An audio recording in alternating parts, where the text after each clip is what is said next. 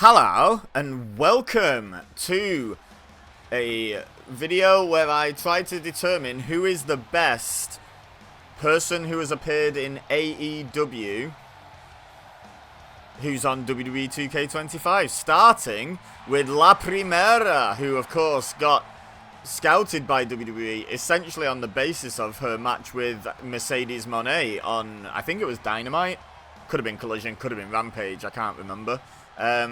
But yeah, now she's the Women's World Champion in WWE. So that scouting definitely worked out for them, but she has appeared on AEW television in what was a great match.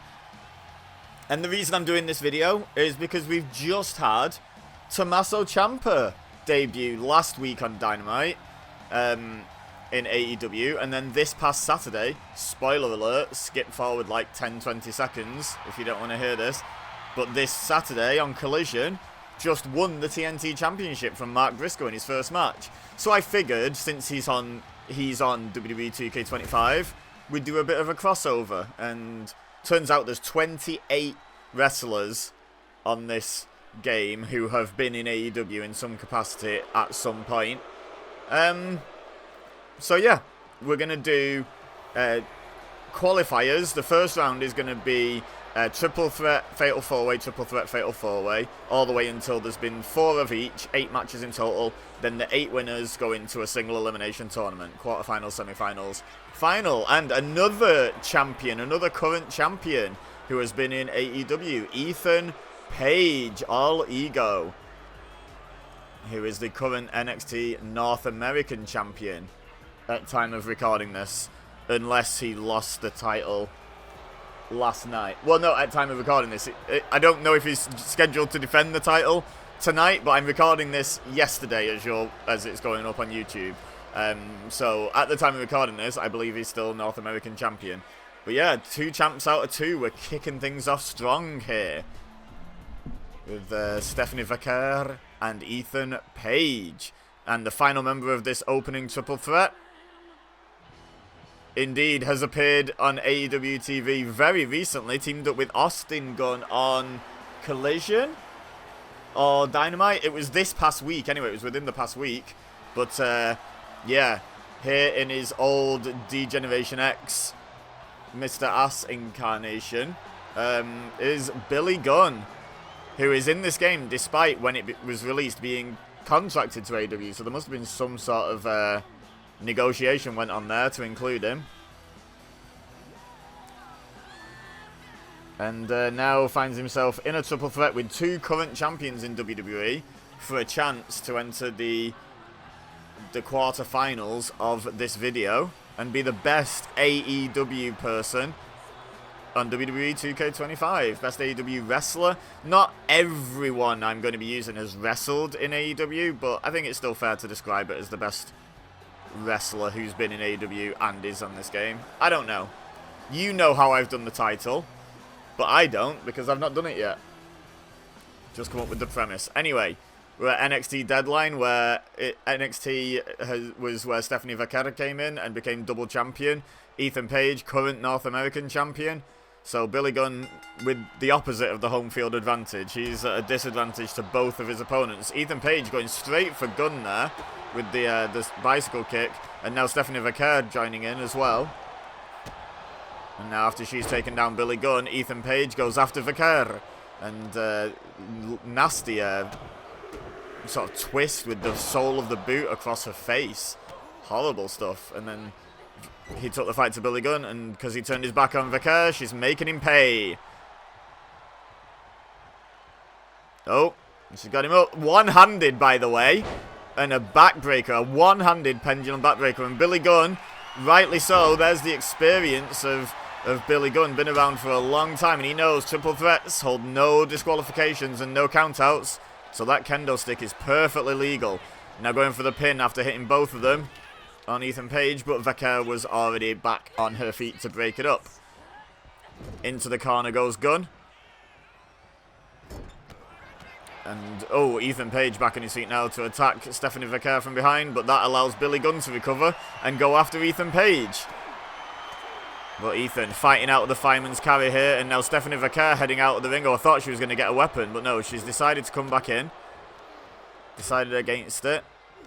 Just going to let them fight for a minute, though. And she's preserving energy. She's saving herself from taking damage. Nice little backflip float over into the DDT there by Vaquer. As Billy Gunn's on the outside trying to recuperate. Springboard crossbody by La Primera. And now up to the middle rope. Double axe handled to the downed Ethan Page. Meanwhile, Billy Gunn seems to have recovered. Oh my god, she hit him so hard he bounced. DDT by Billy Gunn. And Ethan Page rolls out to take a breather. Oh, and Billy Gunn is dominating Stephanie Vaquer in the ring at the moment. Don't know why I rolled the R on ring. Oh, a cutter from Billy Gunn. Oh, kicks to the face of the Women's World Champion. And now stomping away on the chest. Oh, Ethan Page throws a chair across the ring right at Billy Gunn's head. And now La Primera on the outside trying to recuperate. And Ethan Page maybe being a little bit too cocky for such a legend as Billy Gunn. And he pays for it, but not how he thought. He paid for it with a shot from La Primera. And then Billy Gunn snake eyes him in the corner. And now Stephanie Vaquer throws a chair at Billy Gunn. And now eat defeat to Ethan Page. I guess in AEW they tend to call it soul food, right? Drop kick, single leg drop kick to Billy Gunn sends him out of the ring, and now Stephanie Vaquer can focus on Ethan Page. Gonna head up to the top rope. Billy Gunn's got another kendo stick though. Oh my god! She went for the spiral tap. She got hit out of mid-air with the kendo stick, and Ethan Page moved out the way. Brutal shots to Stephanie Vaquer, but she's so tough. She's right back on her feet. Uh-oh. She might not be after this, though. One and only by Billy Gunn. And he's going to try and pin the Women's World Champion and advance. One! Whoa, whoa, whoa. She kicked out at one. That's insane. Oh, Ethan Page, I think, thinking low blow there, but because of Stephanie Vaquer countering Billy Gunn, he wasn't in the position Ethan Page expected him to be in. Oh, good counter to the drop toe hold there, though. And a reverse DDT by Billy Gunn. But now, Stephanie Vaquer taking the fight to Gunn as Page rolls to the outside. Overhand right, and another one. Knife edge chop, clothesline, takes him down. And now going for the pin. Remember, she kicked out at one of the one and only. And he kicks out at one from that clothesline. But Billy Gunn has put plenty of very, very talented wrestlers away with that one and only. Uh-oh. The SVB by Stephanie Vaquer. And Ethan Page just about... Well, I don't think he broke up the pin. I think Billy Gunn kicked out. But Ethan Page was there. I think he would have been in time anyway. And hits the elbow drop on Vaquer anyway.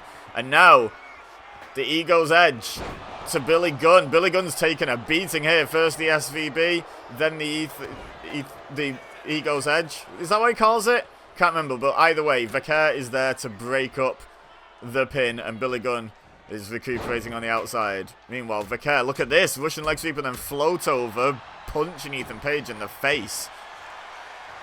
No messing about. And now, Fujiwara armbar. She's going to try and get the submission victory, but Page quickly rolls through, realizing the danger. Oh, a nice head scissors. Headstand head scissors by Ethan Page. Uh-oh, Billy Gunn's got the steps now. Oh, no, he's decided against it. Back elbow by Page in the ring. And then a big right floors Vaquer, but now Billy Gunn back in the ring. Sends Ethan Page out onto the apron. I think he thought he'd sent Ethan Page all the way to the outside. But in fact, Ethan Page has held on and is on the apron. Uh-oh. Billy Gunn thinking famouser. And now goes for the pin, but Ethan Page waited for his moment and comes back in to break up the pin. Can't deny Ethan Page is a thinking man's wrestler. But Billy Gunn's no slouch in that department, and Stephanie Vaquer is a very intelligent competitor as well. Uh-oh. Oh no, I thought he was thinking famous again, but no, goes for a neck breaker now on Ethan Page. Oh, and a hip toss into another neck breaker, this time for Stephanie Vaquer. Oh, and the chair right on the face. Ouch. Twice, in fact. But then Vaquer counters the stomp and gets up.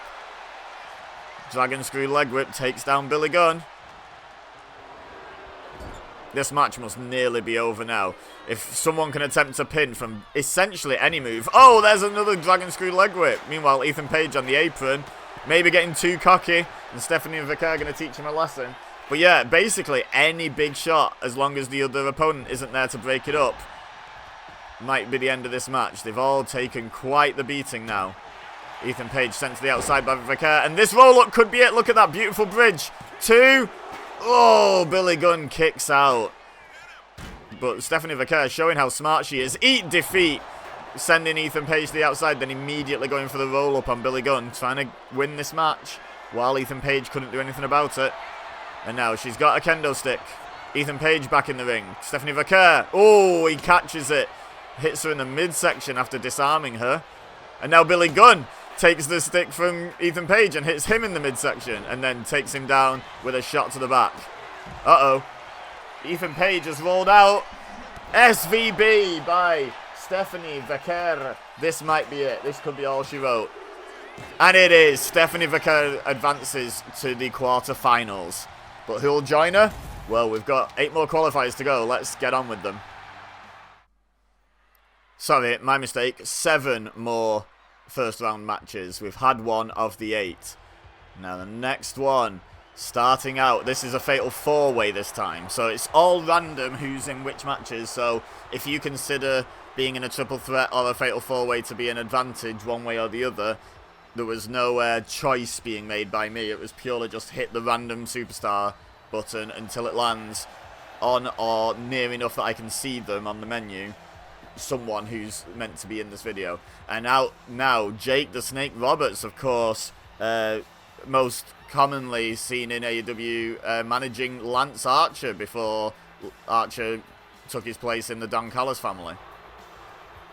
And again, just like Billy Gunn, Jake the Snake Roberts has been appearing in WWE games despite being under contract to AEW and on AEW TV. So again, there must be some sort of like difference in the contract to appear in video games versus the contract to appear on TV, because I'm pretty sure neither of them could appear on WWE TV without some special provision. And yet here they are in a WWE game. Andrade, one of the most recent reacquisitions of AEW from WWE after all the contract situation. Of course, now been usurped as the most recent by Tommaso Ciampa debuting. But yeah, Andrade is back in AEW and in the hunt for the World Championship as I record this. I believe tonight, is it tonight he has a match with Kenny Omega after beating Swerve last week? So that should be a hell of a match. Looking forward to that.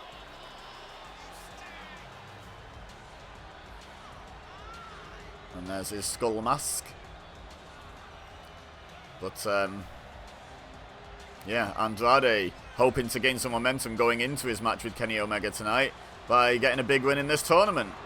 Because that's obviously how it works.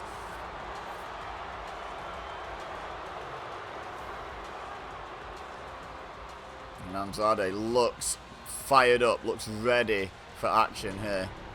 Next competitor in this fatal 4-way, if you please. Uh-oh.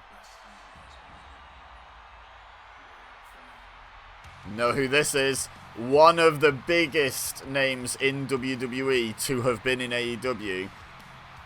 Former TNT champion and former EVP of All Elite Wrestling. One of the founding fathers, as the Young Bucks would now describe it.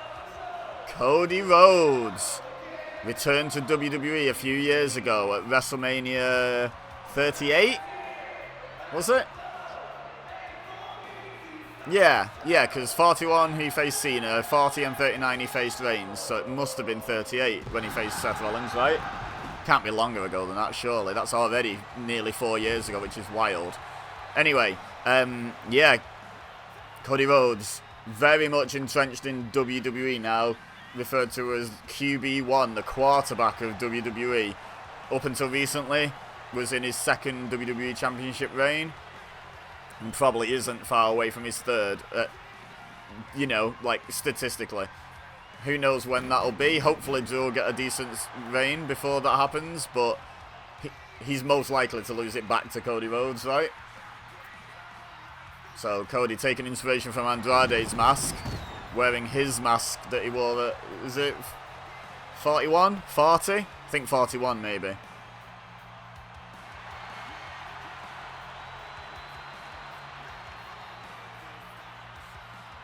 I mean, we're assuming it's Cody Rhodes under that mask. Could be anyone. Could be whoever El Grande Americano is. I'm sure at some point we'll see him without the helmet. Yep, there we go. It is Cody Rhodes. Confirmed. And lastly, one half of the Good Brothers who have appeared, who are on this game. I don't even know. Are they still under contract? I think they've been released. I think they're in like MLW at the moment, but I don't know when they were under contract till, but they're on this game. And this is Big Luke Gallows, who's appeared alongside regular tag team partner and fellow Good Brother Carl Anderson in AEW. A handful of times. They've had like a handful of matches in around 2021, I think it was, something like that. Teaming up with like the Bucks, like when the Elite was like more of a sort of cross promotion with TNA and maybe even New Japan kind of heel faction. And there's a few more members. I think that's when I think they might have been actually contracted to TNA when they made their AEW appearances. It was when they had that working relationship. But they have definitely appeared in AEW, so they qualify for this video. And here is Luke Gallows. So, spoiler alert, Carl Anderson's going to be in this at some point. There's a teaser. You won't want to switch off the video now. You know you'd miss out on Carl Anderson. Okay. 4 men in this Fatal 4-Way. As you saw in the first match, it is intergender. Stephanie Vaquer picking up the win. In fact, I should make a note of that. I'll forget by the time I've had 8 matches. Oh, but Andrade and Jake Roberts were off to a good start until Andrade decided to moonsault absolutely no one. Like an absolute head the ball. And now, the 2 biggest men in the match. Oh, just collided and Luke Gallows came off worse. I was about to say, dominating the match. Like, no small men in this match by any stretch, but Luke Gallows and Jake Roberts definitely the biggest 2. But now the tides have turned and Andrade and Cody taking the fight to Roberts and Gallows respectively. Oh, look at that moonsault from Cody Rhodes to Luke Gallows. Meanwhile, what's Andrade got in mind? Doing a cartwheel. Oh, and then did something, but we didn't see it because we wanted to watch Cody Rhodes lie down. Fair enough, it's a pinfall attempt. We should probably watch those. But, yeah. Andrade now in control of this one. Luke Gallows just getting back into the ring just in time to also get the fight taken to him by Andrade. Leaned up against the ropes, but Jake, the Snake, Roberts is back on his feet and he hoists up Andrade. And drops him down throat first across the top rope. Jake Roberts takes down Luke Gallows. And meanwhile, Cody Rhodes has got a chair on the outside going to work on Andrade. And now Roberts is like, oh yeah, it's no DQ, right? And heads out the ring to grab his own weapon. He's got a kendo stick, and Cody Rhodes, oh, was showing off for the crowd, but I think they might have warned him that Roberts was coming.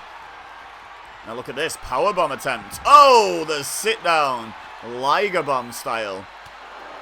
Now all 4 men fighting on the outside. Now it is no disqualification and no count out in a Fatal 4-Way, but it's not false count anywhere. The pinfall or submission must occur inside the ring. So no one's in any danger of winning or losing this one right now. Uh-oh. Pedigree by Cody Rhodes. He's adopted that into his moveset to send a message to Triple H. And now he's one of Triple H's star pupils. Funny how things change. Oh my god, look at that move. The apron powerbomb, shout out Kevin Owens, but then swinging Roberts round sideways into the apron as well. And there, shout out to Dusty with the bionic elbow.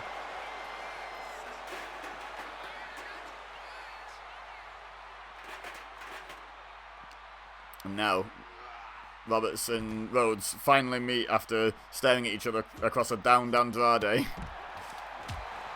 And all 4 men still doing battle outside the ring. Someone needs to get back in the ring so that this match can ever end. I would like this video to be able to go up within the next 24 hours, guys. Just a heads up. Just a quick favour I'd love from you. Cody Rhodes got the memo. He's listening to me. Oh, Andrade punching Jake in the face. Maybe going to send him back in? Yes, indeed. Okay, the battle is returning to the ring. 3 of the 4. Oh, I think Cody was thinking crossroads for Jake Roberts, but he dodged that big boot and got hit with the spinning back elbow by Andrade. And no crossroads for you. And now, uh-oh, look at this. Hammerlock. DDT by Andrade, and he's going to scurry into the pin. Cody Rhodes, though, sees the pin and breaks it up, and then heads out of the ring immediately to grab a weapon. He's got a kendo stick. No, he's decided against it. Slingshot senton by Andrade, and then gets taken down with a bulldog by Cody Rhodes. Luke Gallows just about recuperating on the outside as Rhodes applies the submission, twisting the knee in a horrible looking angle on Andrade there. Now Gallows. Oh, hooks up Cody, slams him down, doesn't realise Jake Roberts is behind him looking straight at him, and therefore gets a 0 count because Roberts was right there to break it up. Fall-away slam by Big LG. Now, waiting for Roberts to get up in the corner. He's in the opposite corner, stamping his feet, getting ready. Maybe taking too long about this, though. He runs across, shoulder tackle into Roberts. And Andrade just hit Cody Rhodes right in the face with that chair. And then one for the midsection as well. Meanwhile, Luke Gallows manhandling Jake the Snake Roberts in the ring. And a big splash, hooks the leg. 1, 2... Oh, Andrade's there to break it up, and I think Roberts might have kicked out in time anyway as well. But I don't think we'll ever know. And now, Andrade pinning Luke Gallows. Cody Rhodes showing off on the outside. LG kicks out at 2. I'll be honest, I glanced away to put something on my note about this video. Didn't see what move that was that he used. But it was definitely a near fall. ADHD, it's a wonderful thing, said no one who knows. Kendo stick to the head of Jake Roberts from Cody Rhodes, but he's outside the ring and just regaining his situational awareness, and he's going to grab a weapon. Cody misses the moonsault on both men. Jake Roberts got his own kendo stick and he throws it at Cody Rhodes. Meanwhile, Andrade hung up across that top rope, neck first. Now, Jake Roberts sent into corner by Rhodes as Luke Gallows tries to pull Andrade's head off his shoulders with the neck crank. Big splash, and it's just Cody and Luke Gallows standing in the ring now. But, yep, I was about to say, I think I just saw Jake Roberts sneak back in. Apparently, Cody Rhodes didn't see him standing right in front of him. Oh, and went for the pin. Jake Roberts breaks it up, clotheslines him in the back of the head and goes for the pin. 1. No, just a 1 count. Might have been better off pinning Luke Gallows there. He'd just taken a crossroads. Cody sent into the corner. Oh, kendo stick to the back of the head of Roberts, but he's too busy punching Cody Rhodes in the face to even notice. Uh-oh. Luke Gallows, don't disrespect my kendo stick throw. Choke slam to Roberts. And now, just Andrade and Luke Gallows are standing in the ring. Never mind, Cody's making a liar of me. Up he gets. Now, oh, Andrade going up top for a moonsault. Gallows rolls away, and he lands on his feet and then hits a standing moonsault. Great athleticism. And Cody breaks up the pin. Right hand to Cody. And another, and another, and a knife edge. And a German suplex as Jake Roberts grabs the ring steps and slides them into the ring. Cody Rhodes' head is in the steps. What on earth is happening there? Someone help Cody Rhodes. Oh my god, Andrade dodged the super kick. And Jake Roberts ate it. And then Luke Gallows DDT'd Andrade. What on earth is Cody Rhodes doing? There we go. He's fine. Double axe handle. Uh-oh. Crossroads out of nowhere to Luke Gallows. But, yeah, I was going to say, Jake Roberts is right there, Cody, my guy. Yeah, silly goose. Over the top. To the outside. Luke Gallows under the bottom rope to the outside. Leaving just Andrade and Jake Roberts. This could be it. 1, 2. Oh, Jake Roberts kicks out. The clearest cut opportunity to win the match so far, I think. But Andrade couldn't quite put Jake Roberts away. Cody Rhodes and Luke Gallows talking trash to each other on the outside. Missile drop kick by Andrade in the ring. And then after baiting each other towards each other, Luke Gallows then gets back in the ring and baits Cody Rhodes in. By the way, both former Bullet Club members. I'm not sure if ever at the same time. I don't believe so. But yeah, big move there by Luke Gallows to Cody. Oh, and then dodges the attack by Andrade. Now turns his attention back to Cody too early and eats a poison Rana for his troubles. Now Andrade going for the pin. Cody Rhodes breaks it up. Meanwhile, the referee is vibrating in the corner. Not quite sure why. Uh-oh. Big double choke slam spinebuster Madoof by big Luke Gallows. And now turning his attention to Andrade. Oh, on the steps, the back of his head.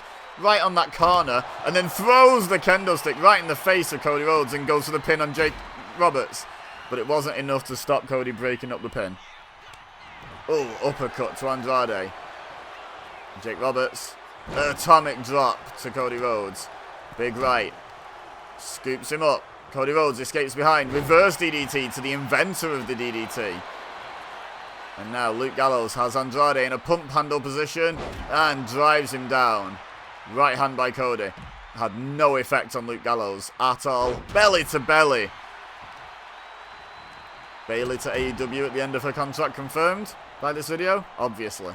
Now Luke Gallows heading up to the top rope. Not something you see him do a whole lot, and not something Cody Rhodes is interested in seeing him do. But he didn't actually get out of range by going to the outside and gets hit with the double axe handle.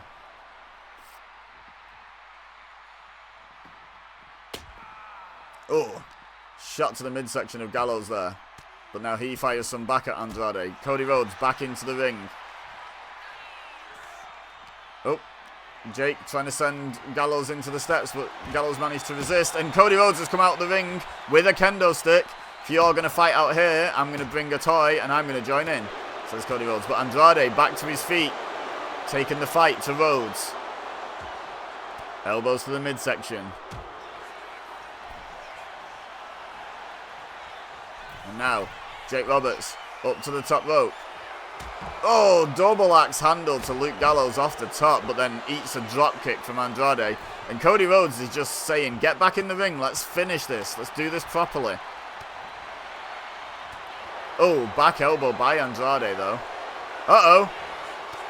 He used to call that the message, I believe it calls it the DM now. Jake Roberts and Luke Gallows busy fighting on the outside. Oh, and Cody Rhodes kicks out. That was a great opportunity for Andrade, but Cody Rhodes not ready to be eliminated from this video just yet. And now Jake Roberts punishing Andrade for trying to make him lose the match while he was on the outside. Uh-oh, speaking of him having invented the DDT, there it is, but Luke Gallows is there with a kendo stick to the head. And then hits Cody Rhodes with it as well. And now he's going to pin Cody Rhodes, who just took a DDT from Jake Roberts. And he wins! Luke Gallows advances. I think he'd have been most people's fourth most likely choice from this match. And yet, next match.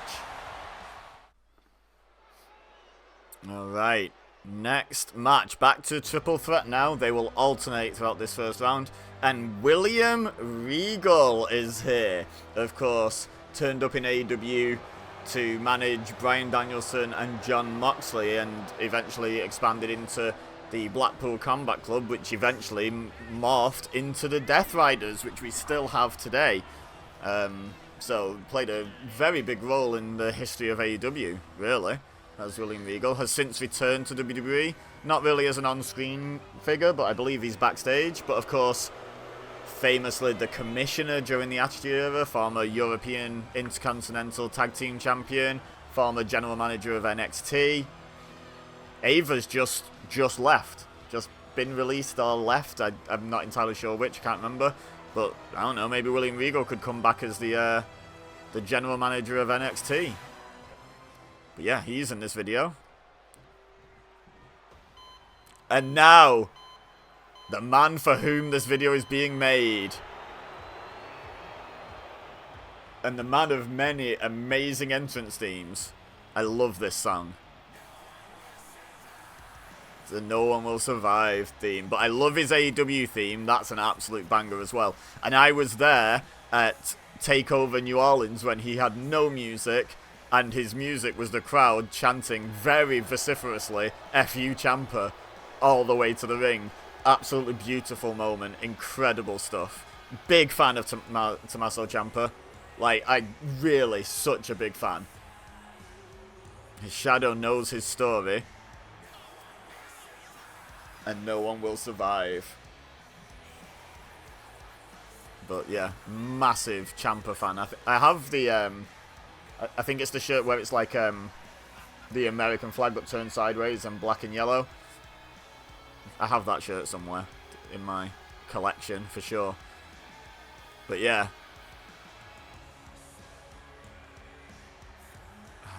Big, from his run in DIY and NXT, I was a fan of them both. And then when he turned on Gargano, he became, in my opinion, probably the best character that NXT has had at any stage, I would say. I would say Ciampa was like peak character work in NXT. Like, just so incredibly over as a heel. And like, especially back then, the era was to like cheer the bad guys and boo any decisions you didn't like, even if it was good guys. Like, the crowd really weren't playing along with the show. And everyone liked and respected Ciampa for his work. And everyone booed him out of respect. And he was like the first one like that in quite some time, to be honest. So power to him. Anyway, hoping to repeat what his good brother just achieved.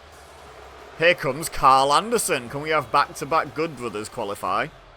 Time will tell. Of course, same story as Luke Gallows. Appeared in a handful of matches, I think whilst under contract to TNA. Alongside the Elite. That sort of thing. Machine Gun Carl Anderson is here. And like I say, we've already got Luke Gallows in the quarterfinals. Could we get both good brothers? Time will tell. Probably about, I don't know, 10, 15 minutes will tell. Seems to be how long these matches are taking. Which is concerning considering there's 8 of them. And then there's a whole tournament after that. There's a whole, like, quarterfinal, semi-final. But, you know, these videos always end up going long. I talked in the last one about maybe stopping including the entrances. Because they add so much time on. But I really like getting to talk about each person as they come down to the ring. Let me know in the comments what your thoughts are on that. Would you prefer me to cut the video short? Or have the... Because I feel like if I'm talking about the people, I'm not calling the action. Like I'm not now. Hip toss by Carl Anderson to Tommaso Ciampa. And then William Regal with the half-and-half suplex. And Ciampa's just like, look, we're NXT boys, right? No, we are not, says Regal. Carl Anderson has made an appearance or so in NXT as well, I think. But definitely not an NXT guy. But this match not taking place in an NXT arena, taking place at Hell in a Cell. Was tempted to go back and put it inside Hell in a Cell just for the fun. But no, we want everyone on a level playing field all the way through, right? Now look at this from William Regal. Surfboard stretch. Oh, and he's up. He's got him. And meanwhile, Ciampa is just stalking around with a kendo stick. And yet has decided to drop it. Maybe decided he's dangerous enough without it.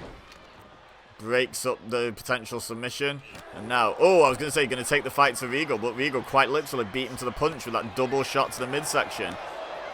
Knife edge chop, Ciampa ducks underneath. Oh, going for a knee, I think, there. But again, Regal with the body blow. Beating Ciampa to the punch. Now, Carl Anderson rakes the back. Fingernails to the back of William Regal. Ciampa going for a suplex on him. And Regal's decided to take a powder. Uh-oh. Oh, European uppercut to the back of the head of Carl Anderson. And we know William Regal's got a great European uppercut. Everyone European does. If you're born anywhere in Europe, you're born with the ability to do a European uppercut. I can confirm that. I can do a European uppercut. Did my first one at 3 days old. Carl Anderson with the drop kick to the bum of Tommaso Ciampa, but Ciampa takes him down with the clothesline, and now Regal's brought a kendo stick in, but Ciampa says no thank you and fights back. Regal though, throat first, he drops Ciampa across that top rope, and Ciampa to the outside. Carl Anderson in. Was that an attempt at twin magic by the two bald guys? Quite possibly. Anyway, Regal up to the top rope and hits an elbow on the way down on Carl Anderson. Now And Ciampa ties up with Regal, goes under, hooks him for a DDT. Regal counters into a short arm clothesline. Now turns his attention to Carl Anderson, who hits him 3 elbows to the midsection. Oh, but then inadvertently runs into the referee. Maintains control though. Oh, hard to fluster Carl Anderson. He's seen it all, he's done it all. And now William Regal again, heading to the outside. He's going to grab another weapon from under the ring, it seems. He's got a chair this time. And Carl Anderson has just sent Ciampa into the corner. But he saw William Regal coming with that chair and counters, kick to the midsection, knee lift, and a knee drop to the face. Now turns his attention back to Tommaso Ciampa. Oh, reverse DDT, but onto the knee. And Ciampa, with a history of neck problems, going to roll outside the ring to try and recuperate. In a lot of pain, as you can see. Regal off the ropes and a drop kick by Machine Gun Carl Anderson. Going for the pin. 1, 2. Ciampa's nowhere to save. And Regal kicks out. Match stays alive. Oh! I forget what Anderson calls it, but the cutter. I forgot what he calls it. But he's about to pin Regal with it. No, he kicks out. Just as Ciampa got back in the ring, but it was probably too late for Ciampa to break up the pin. And he hits a neck breaker on Anderson. So you call it the stun gun? The gun stun? Something like that?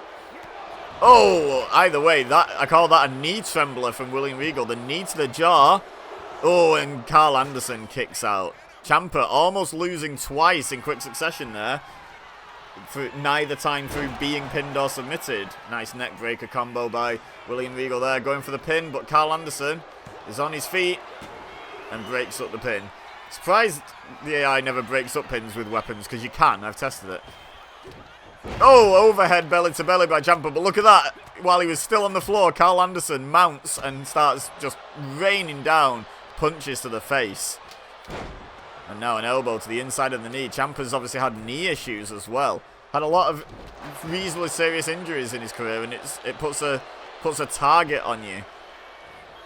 Oh, knee to the side of the head. Oh, but Regal with the roll-up, schoolboy style. Referee slow to get into position, and Carl Anderson able to kick out. Oh, there's another European uppercut from Regal. But Carl Anderson rolls out the ring and says, "I'm fine, too sweet." Oh, lovely belly-to-back suplex by Regal, and now heading up to the middle rope, and dives down and hits Ciampa with the double axe handle. Look at this, Regal dominating both of his opponents at the moment. Ciampa's down, he's taking the fight to Carl Anderson. Uh-oh. Oh! Big suplex, big exploder by Regal. But he gets taken down by a clothesline by Ciampa, but he gets back up to his feet and hits Ciampa with a DDT. And he's heading to the outside again. Oh, he's found a kendo stick that's been left around. Were none of the ones in the ring good enough for you, Regal? Bizarre choice. Anyway, Carl Anderson hoists him up. Snake eyes. And oh my god, that was like a javelin into the face of Carl Anderson. And he gets a neck breaker from Regal as well. And now, Ciampa, elbow drop to Regal. Going to pin Carl Anderson off Regal's hard work. Feet on the ropes. Oh, and Carl Anderson just about managed to kick out. But Ciampa almost stole that one. And now Regal, not happy about it, coming in with the kendo stick. Hitting Ciampa right in the head with it. But Carl Anderson takes Regal down. Ciampa's on the outside. If Carl Anderson can hit a big move here and go for the win on Regal. He's got a kendo stick in his hand. Oh, he went for the headshot and Regal blocked it and stole the kendo stick. Oh, right to the back of the neck, back of the head with the kendo stick there. Now, Regal hasn't realised that Ciampa's back on his feet. Regal plex, and he hooks, he bridges, and Ciampa's right there. Oh, stomps right on their head to break up the pin. Now, Carl Anderson to the outside. Neck breaker to Ciampa, someone who really doesn't want to take too many neck breakers. Now going for the pin. 1, 2. Oh, Ciampa just about kicks out and stays in this one. Carl Anderson knows nothing about how close he came to being eliminated there. He's just about recuperating now. Off the ropes, underneath, German suplex by Ciampa. Now Carl Anderson back in the ring. Neck breaker. Ciampa's taking way too many neck breakers, in my opinion, for someone who's had the neck issues that he has. But he's crawling. He's determined to get back to his feet, using the corner, using the ropes. Chair shot to the head of Regal from Carl Anderson. Going for the pin. Ciampa's still trying to recover with his back to the action. He heard the referee's count, turned around and broke up the pin. Great awareness by Ciampa. Schoolboy roll up. Oh my god, where did William Regal come from? Broke it up. That's what matters. Oh, went for the back elbow, but Ciampa held on to the ropes. Didn't run into it. Oh, shot from Anderson. Belly to back suplex. Regal. Oh, back elbow that looked like. But Carl Anderson blocks and hip tosses. Regal to the outside. Kick to the midsection of Ciampa. And a drop kick from Anderson. Now going to go out after William Regal, who's turned his back on the action, being very disrespectful. Oh, but turns back to the action, and Carl Anderson's right there, ready to punch him in the face. Oh, he hooks the leg, and onto the knee. Too sweet indeed. Meanwhile, Carl Anderson, with his back to the ring, doesn't realise Ciampa's on his feet, and he's got a kendo stick. Oh, now he realises, shot to the ribs. And Regal up to his feet with a punch to the ribs of Anderson as well. Oh, but sent into the ring post by Tommaso Ciampa. Now all three men on the outside, as I talked about in the previous match. No one can win the match on the outside. Referees waiting in the ring for them. Not false count anywhere. Enziguri by Tommaso Ciampa to William Regal. And a gun stun on the outside. I've decided it's gun stun. I think it's gun stun. Too sweet indeed, but you can't win the match out here, Anderson. Get someone back in the ring. Mr. Anderson. Oh, face first off the post again goes William Regal. This time courtesy of Carl Anderson. Tommaso Ciampa barely getting up onto a knee before Anderson takes him down with a neck breaker. Now he's got the kendo stick. Oh! Ciampa desperately rolling out the way. Now look at this, firing back. Open hand strikes, knife edge chops, open hand palm strikes. The lot. Regal back in the ring. Anderson sent back in by Ciampa. But Regal and Ciampa lock eyes. And Ciampa comes in to fight Regal. And he hoists him up. Oh, and takes him down. I forget what he calls that. He hit it on the apron in quite a brutal way on Mark Briscoe on Saturday. Spoilers for one specific move. Drop kick to the outside, and once again, all three men outside the ring. No one's going to get a pin or submission out here. Not one that counts anyway.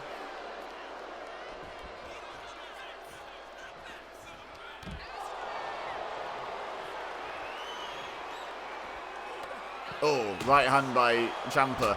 And then a kendo stick by Regal, but Anderson escapes to the sanctity of the ring. Oh, there's a knee trembler by Regal to the face of Ciampa, and now Anderson's going to join them with a kendo stick. Regal says, no thank you, don't want to meet that. Scooped up by Anderson, but no, countered into a DDT. And a very delayed red flash there. Weird timing. And now, sent back into the ring, but Ciampa's back on his feet, grabs Regal, sends him away from the ring, says that's it. Turns his attention to Carl Anderson. No, turns it back to William Regal. Oh, and a knee to the face. He actually dropped the kendo stick in favour of the knee. Now look at this, rolling through. It's got him up. Oh, and across the knee, neck breaker. But then a flying back elbow by Carl Anderson. Now going to guide Ciampa back. Oh, over to the barricade. I thought he was heading back for the ring with him, but decided to put him into the barricade instead. Oh, Anderson into the post, courtesy of Regal. About time he posted someone. Uh-oh. On the outside.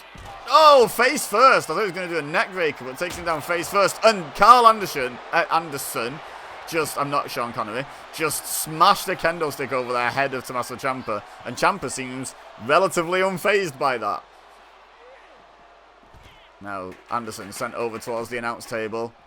Ciampa getting back inside the ring. Regal saying, no, I'll get back in my own sweet time, thank you very much. And actually turns his attention to Carl Anderson, refusing to take the bait from Ciampa. Takes the knee out with a chop block, but Ciampa follows. Kendo stick to both men. Second shot to Carl Anderson. Anderson back to his feet and back to his back. Uh-oh, that leg's in a dangerous position. Anderson, I was going to say, don't leave that there as a target for someone as sadistic as Tommaso Ciampa can be. Now, neck breaker from Ciampa. Oh, face first again. Twists it back through. Both men down, though. Carl Anderson going to capitalise. Oh, stomach first into the announce table. Goes Ciampa. No, no, says Carl Anderson. I'm not doing any more fighting out there while you're trying to just beat me down. Get back in the ring and let's finish this. And now Ciampa takes him up on that offer after taking Regal down. Uh-oh, Regal's down. Fairy tale ending. Ciampa could win right here. Regal can't get to his feet. 2, 3. What a win for Tommaso Ciampa. And well played. Well played, Tommaso Ciampa. Let's get on with the next first round match. Alright, next match, Fatal 4-Way. Featuring a man who made quite an impact when he first turned up in AEW. That impact being on the head of Cody Rhodes with a chair in a widely criticised spot where the chair wasn't rigged right or the spot was done wrong or something.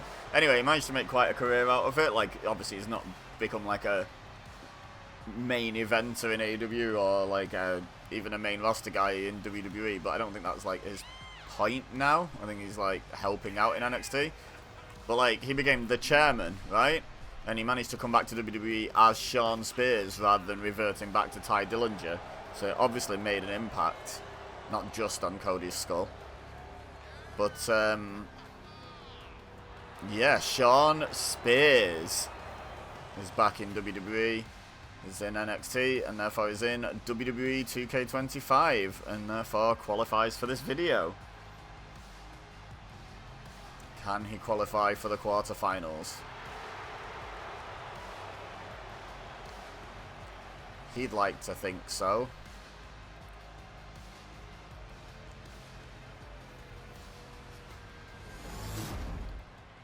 And we're in an NXT arena, which is helpful for him.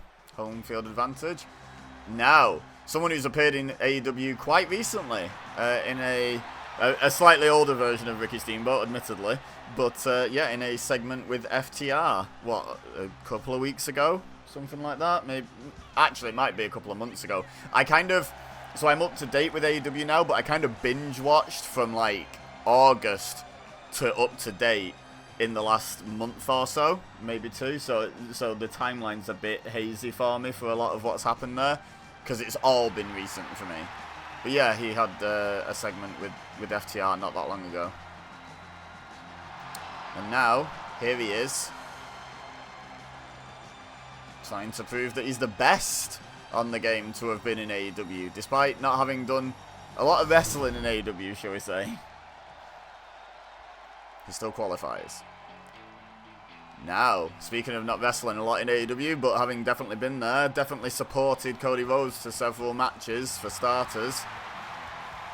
Again, slightly older version, but Diamond Dallas Page, DDP, is out next in this Fatal 4-Way. Big DDP guy. As a kid, when I first got into WCW, I don't think it was a particularly hot take. He was called the People's Champion, after all. But, yeah, I was a big DDP guy. Big fan. So, bit of a soft spot here. I've got a real soft spot for Tommaso Ciampa as well, so if DDP were to get into the next round and come up against Tommaso Ciampa, I'd struggle with who to support.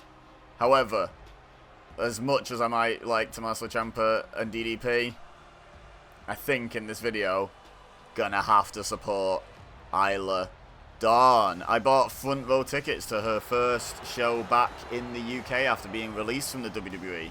She's since been making appearances in AEW, and I'm very pleased with that fact. So, yeah, be hoping we see plenty more of Isla Dawn through this video. Of course, one half of the... what was their name? The tag team with Alba Fire.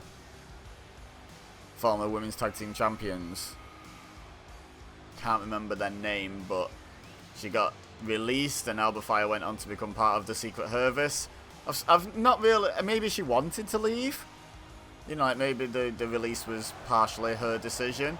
But otherwise, I'm not sure why you don't just also include Isla Dawn in the Secret Service. Like, you just take that tag team in. And then Chelsea can have 3 people supporting her. Or Piper Niven can do something else. Although Piper Niven has been absolute gold as part of the Secret Service, so...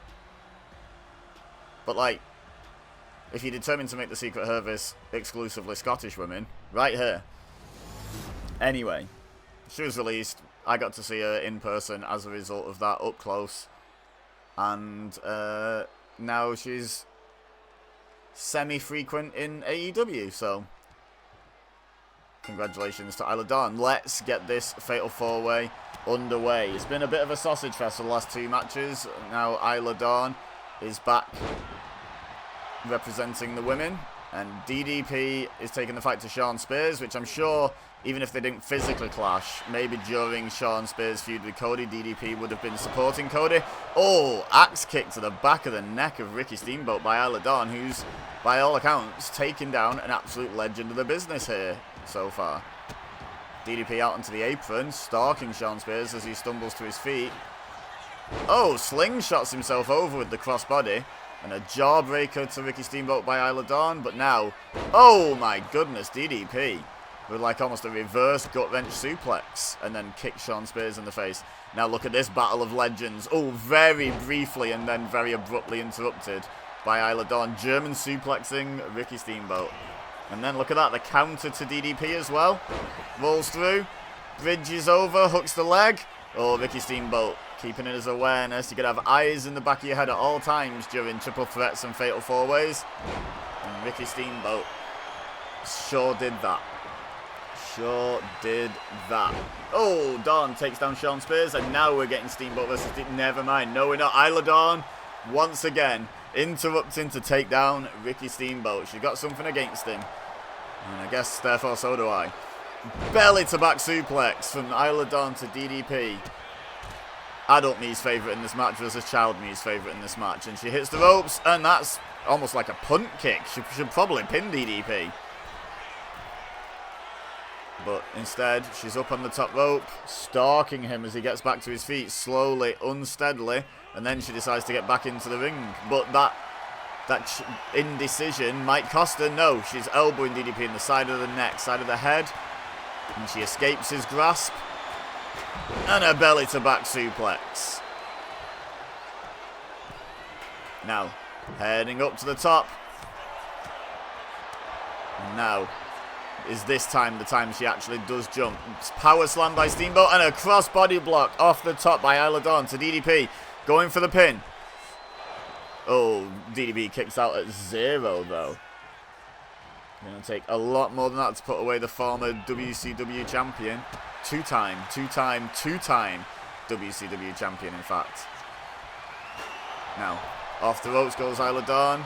DDP ducks down, leapfrogs over. Meanwhile, Steamboat working over Shawn Spears with a chair, ironically, and a tilt-a-whirl slam from DDP to Isla Dawn. But Shawn Spears, there's an equalizer, just low-blowed Ricky Steamboat on the outside. And he's going to rejoin the fray. No, he's not. He's going up top. I think he's still got his eyes on Ricky Steamboat here. Isla Dawn taking down DDP. And Shawn Spears was so focused on Ricky Steamboat, he did not see Isla Dawn coming. And she slams him down from the top rope. Oh, but she doesn't see Ricky Steamboat coming with the springboard dropkick. However, she did not leave her feet. Incredible toughness by Dawn. Oh, super kick attempt blocked. Oh, second one gets through though. And now Spears dodges Isla Dawn. Scoops her up, but she drops down behind, ducks underneath. Oh, clothesline by Spears. Great counter wrestling by both of them. Spears coming out on top there. And now he's got DDP up. Oh, and the face to the knee. I was going to say knee to the face, but it was more the other way, really. Driving DDP's face down into his knee. Isla Dawn dodges the double axe handle from Ricky Steamboat. Death Valley driver by Shawn Spears. And Ricky Steamboat and Isla Dawn are busy with each other. Oh, DDP kicked out, and Ricky Steamboat would have got there in time.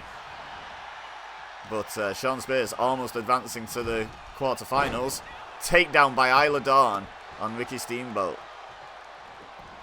Oh, she went for the double foot stomp. Ricky Steamboat out the way. Everyone's dodging every attack from everyone. Don't do it, Ricky. Oh, I think he was thinking pile driver then, but Isla Dawn powers him up and over with the back body drop. And Sean Spears actually takes the ref down on the way to breaking up the pin. Now, all 4 people back in the ring. Never mind, Ricky Steamboat making a lie of me. Nice suplex. T-bone suplex by Isla Dawn there. Slam Sean Spears into the corner. Oh. Ricky Steamboat's got her up. Oh, he's going for the submission here. No, she counters it into an arm drag. And look at that intense eye contact as they get ready to do battle. Staring a hole through each other. And Isla Dawn just nearly stomped a hole through the middle of Ricky Steamboat. Great double foot stomp there. And a double axe handle to boot. I was about to add just as DDP boots Sean Spears in the face. Now what's Isla Dawn got in mind for Ricky Steamboat here? Oh, takes him down with a final cut. And it goes for the pin. 1, 2, go on Isla. Oh, he kicks out at 2. We almost had Isla Dawn in the quarterfinals, which just means more Isla Dawn. Now, heel kick by Ricky Steamboat there as Isla Dawn ran in. Sean Spears makes the save. Not saving Isla Dawn, of course, saving himself from losing this match. 1 fall to a finish. Oh, big boot by DDP to Isla Dawn as Ricky Steamboat hits a very nice vertical suplex. And now, what's DDP? No, not a... Okay. Yep, I remember that move. I thought he was going to pile drive her. But it was more of a Styles Clash type move. Oh, but obviously pre-Styles Clash. Anyway, taken down by Ricky Steamboat as he was stalking Isla Dawn. That's not like DDP to stalk someone. Am I right? Abdominal stretch, kind of like an octopus hold here by Ricky Steamboat, but broken up by Isla Dawn. And taken down beautifully. Ricky Steamboat stumbling to his feet. Sean Spears had a kendo stick. And DDP disarmed him quite easily. And now another final cut to Ricky Steamboat. 1, 2. Go on, Isla. Isla Dawn makes it through to the next round. And I am pleased. Now, let's find out who else is going to join her in the quarterfinals. Alright. Next. First round match. Lexis King. Kind of made his name in AEW before coming to NXT. Of course, Brian Pillman Jr.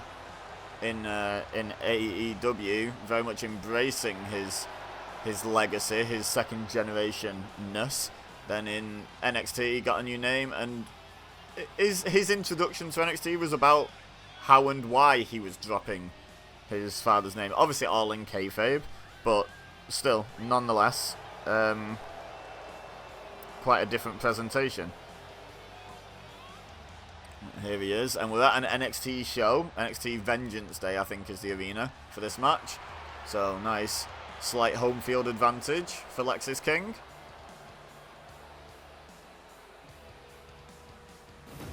As we get his first of 2 opponents out here, we're back to it being a triple threat.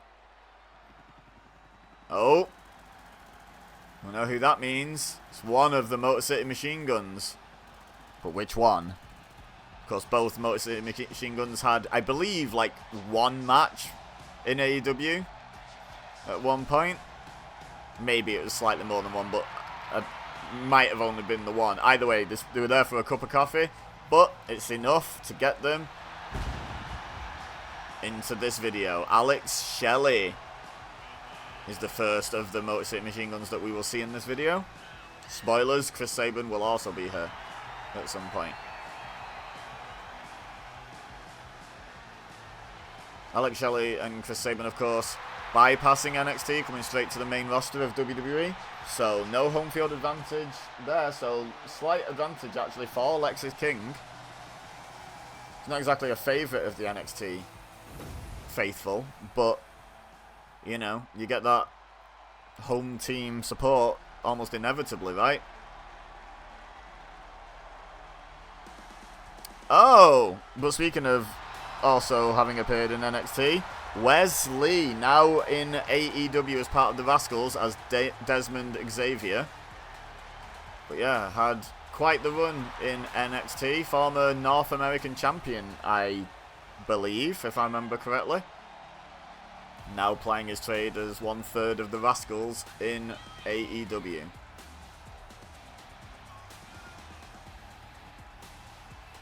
Can he play his trade in a victory here? Joins Lexis King as having the home field advantage. That guy's not a fan. But I think generally over... Oh, those two guys aren't a fan. But generally, the crowd reaction sounds positive.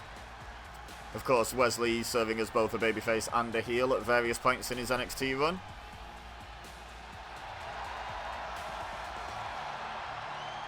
But right now, certainly sounding like the fans are behind him. That might bode well for him. Motor City chants, though. So much for my theory about the NXT fans being loyal to their NXT guys. Nope. So far we have Stephanie Vaquer, Luke Gallows, Tommaso Ciampa, and Isla Dawn in the quarterfinals. We are halfway through sorting out our quarterfinal lineup. 4 more to go, one of which will be one of these 3 men. Oh, and a big scoop slam by Lexis King, hoping to make it him. Back elbows Alex Shelley. Of course, Alex Shelley, mostly a tag team specialist in Motor City Machine Guns, but no slouch in singles. Former TNA World Heavyweight Champion. So don't count him out just because it's singles action. Russian leg sweep by Lexis King. And now takes the fight to Wesley. Oof, punch to the face. And now knife edge chop, 3 of them, 4 of them in fact for Alex Shelley. And another one, well, 6 in a row, and then a kick, and then a headbutt to put a punctuation mark on that combination. But now Wesley takes him down with a Hurricane Rana. Lexis King to the outside to recuperate, and Wesley immediately goes for the pin. Great awareness by Wesley. As soon as you're alone with your opponent, you might as well be trying to get that pin, get that victory. Springboard dropkick, glancing blow, but it's enough. That wasn't glancing.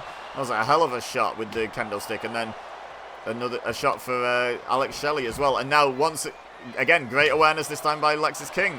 Goes for the pin on Alex Shelley as soon as Wesley rolls out the ring. That's your opportunity. When you're alone with one of your opponents, that's when you need to be trying to get the pins. But now Wesley back in the ring as Alex Shelley takes a quick breather on the outside. Oh, Lexis King holds onto the ropes to avoid that, what looked like a Hurricane Rana attempt, but doesn't avoid that kick to the face, that enziguri. And a standing shooting star press by Wesley. Now Alex Shelley's got a kendo stick. Beaten to the punch quite literally by Wesley. Poison Rana takes Shelley down. And now Lexis King hooks up Wesley. Vertical suplex, very nicely executed. Alex Shelley down on the outside. This is your time, guys. You've got to try and get the win. While there's no one there to break up the pin for your opponent. Uh-oh. And Lexis King, fisherman. Oh, turns it round. Kind of like a fisherman falcon arrow. Very nice move by King. Now goes after the kendo stick. Beating down Wesley. Waiting for Alex Shelley, who thought he was sneaking in behind Lexis King. Now look at this. Hits him with the kendo stick. Oh, only a 1 count. Lexis King showing great ring awareness in this match. Saw Alex Shelley coming. Knew that he was going to try and get the sneak on him. Get the jump on him. Oh, shoulder breaker by Wesley. Lexis King to the outside. Off the ropes goes Wesley. And a kitchen sink from Alex Shelley. And now look at this. Alex Shelley showing he knows everything these youngsters know as well. And then some. Soon as he's alone in the ring with his opponent, going for the pin. Only a 2 count though on Wesley. Now we've swapped back out. Lexis King in. Wesley out. He's looking for a weapon. As Alex Shelley fights off Lexis King. Another kendo stick brought into the fray. 1 per man now in the ring. Dragon suplex by Alex Shelley. And now fighting off Lexis King as Wesley rolls to the outside. Short arm knife edge chops for Lexis King. Kick to the midsection. Uh-oh, crossing the leg, crossing the arms. Oh, neck breaker, and now going for the pin. 1, 2. Oh, he kicks out. Wesley would not have got there in time, I'm pretty sure, and he missed the springboard as well. But yeah, great resilience by Lexis King to kick out there. Oh, Wesley blocks the drop toe hold, punch to the face of Alex Shelley. Oh, look at this, double teaming though. Lexis King and Alex Shelley treating Wesley like they're tennis rackets and he's a ball. And now Lexis King rolls to the outside. Oh, Wesley ducks the clothesline attempt. Now sends Shelley into the corner. Back elbow. Lots of force, lots of impact, lots of acceleration there. Now King back in and takes down with the neck breaker combo. And then breaks a kendo stick over there ahead of Alex Shelley. And kicks him down. Look at this, Lexus King dominating, turning his attention to whichever his opponent is showing the first signs of life. Kitchen sink to Wesley. He's got a kendo stick. He's beating down Wesley with it, my goodness. And now Alex Shelley once again trying to sneak in. And again, Lexus King sees it coming. Fighting way above his experience level is Lexus King. I'm not saying he's like a rookie, but like he's really controlling the ring, being a bit of a ring general in this one. Great performance. But Alex Shelley with the counter, falling reverse DDT. Now Wesley hoping to capitalize as Lexus King needs a break on the outside. Oh, slammed face first into the corner. Runs in. Oh, hoisted up and over. No, back elbow. Wait, where's he going? Along the apron. Oh, Tiger feint kick, 619 if you will, around the ring post to Alex Shelley.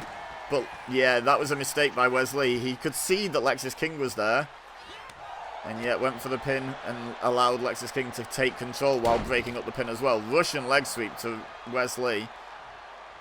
Now trying to drag him more central in the ring for whatever he's got planned. Alex Shelley's got a kendo stick. Oh my god, he breaks it right over the head of Lexus King. But then misses the follow-up attack. And there's the cardiac kick from Wesley to Alex Shelley. Wait, no, that's not the cardiac kick, is it? There's a front wheel kick. But anyway, combination takes down Lexus King.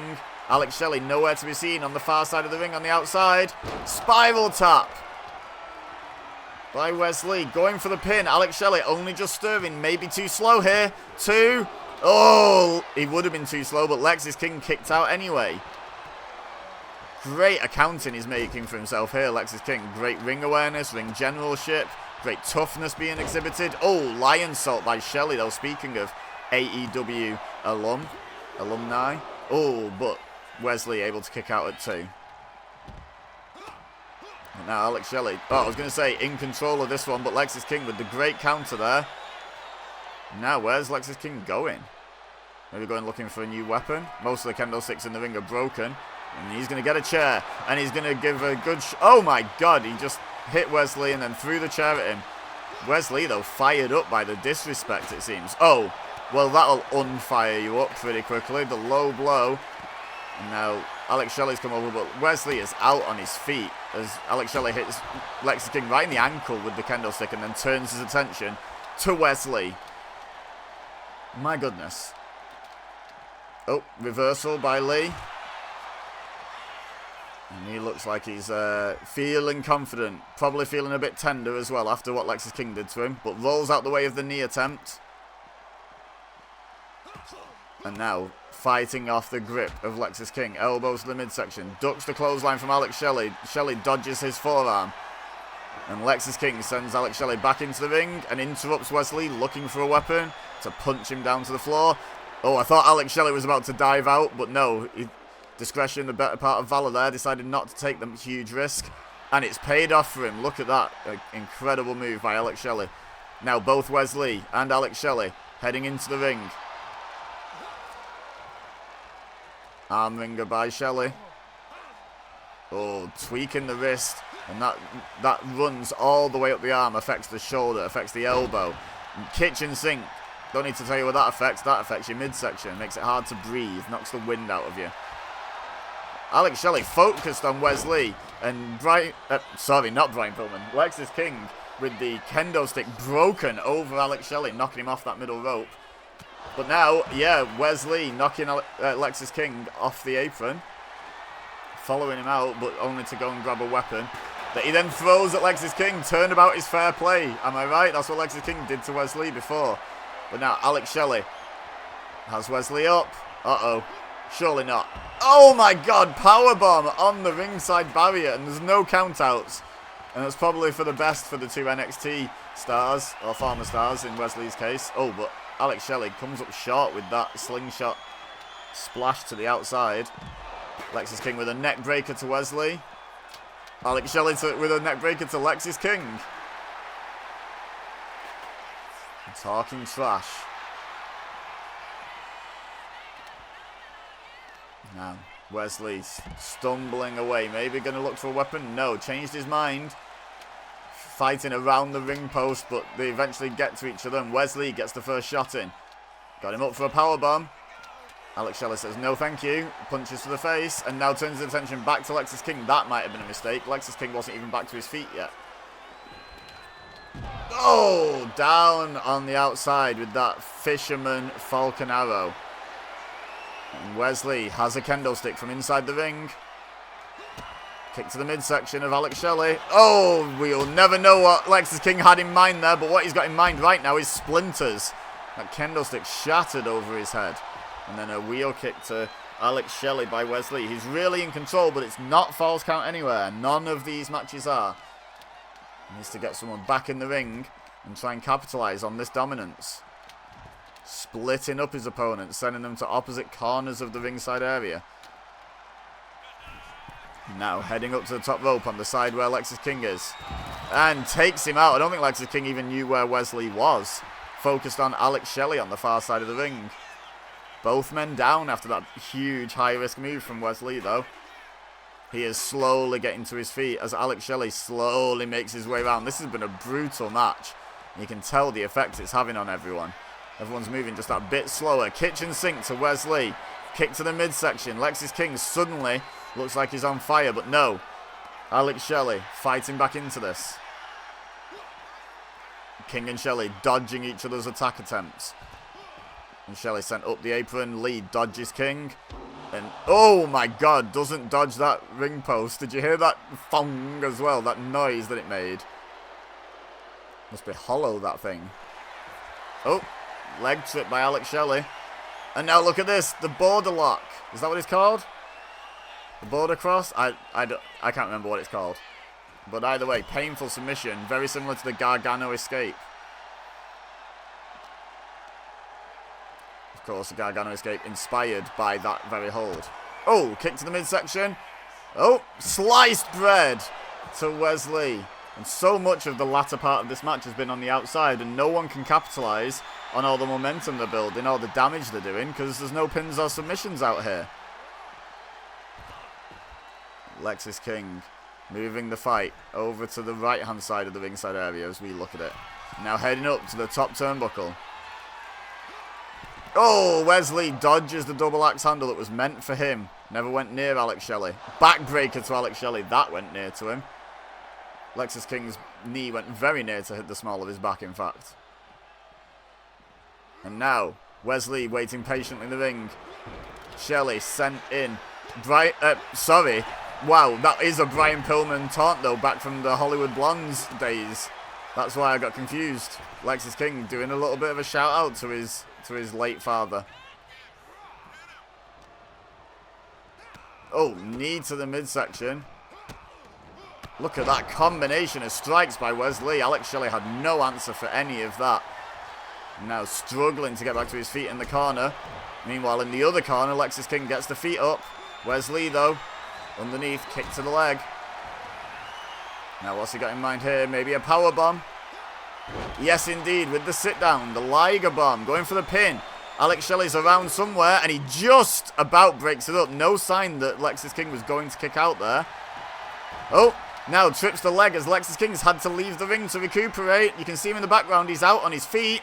Wesley in a lot of trouble here. Will he submit? Will he tap? Oh, Alex Shelley lets go of the submission. Maybe paranoid about Lexis King being able to get him from and break it up from behind and get the advantage. Then sees that Lexis King was not, in fact, in the ring yet. And did a bit more damage to Wesley before hitting a very nice head scissors takedown.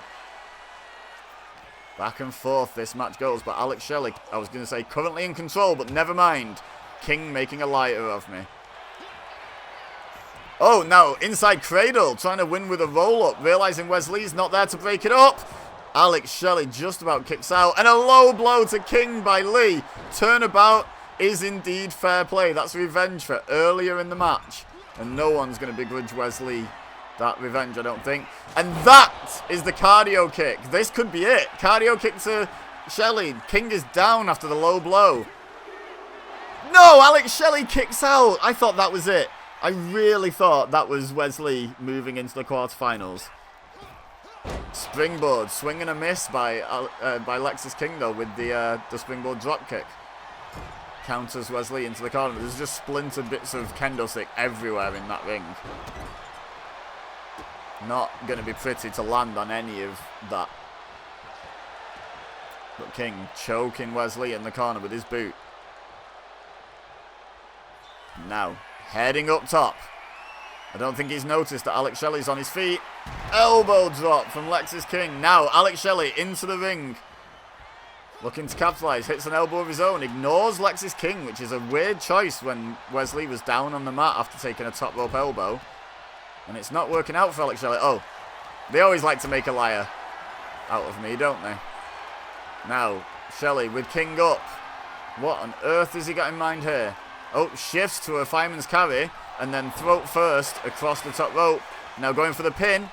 Oh, Wesley's here. Breaks it up at 1. See the urgency from Wesley there. Oh, jumping forearm smash. Almost Superman punch-esque from Lee there. And now referee. 1, 2, 3. Wesley advances. And Lexis King can't believe it. He just couldn't quite get there in time. Next match.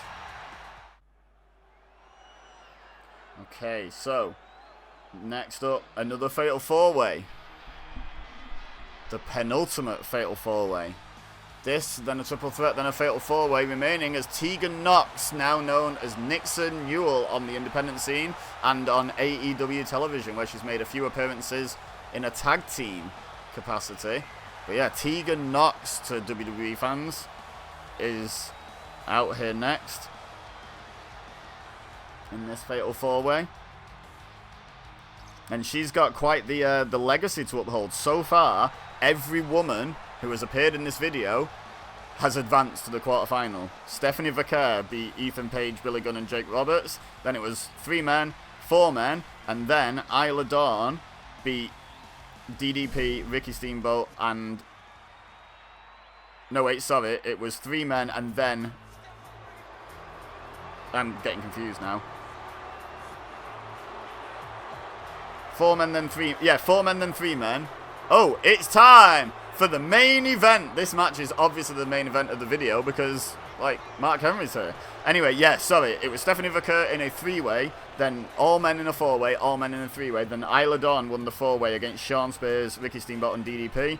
And then the most recent match, won by Wesley, was all men again. So no women have entered this video and been eliminated from it yet. But can Tegan Knox keep that streak going? It's not...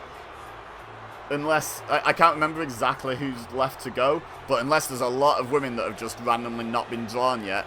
It's quite a male-heavy video, this one. Just happens to be a lot more men that have jumped the gap there or back and are in this game. But Tegan Knox has the chance to make it 3 from 3. Penta is out next. Very successful in the tag team division in AEW as one half of the Lucha Brothers. They have thus far been kept apart in WWE. And spoilers, seeing as I've spoiled that Chris Sabin's going to be in it. Rey Fenix, not even in this game. Penta just about making the cutoff, and Rey Fenix obviously not making it to WWE in time for the cutoff for this game. I imagine he will be in 2K26, however.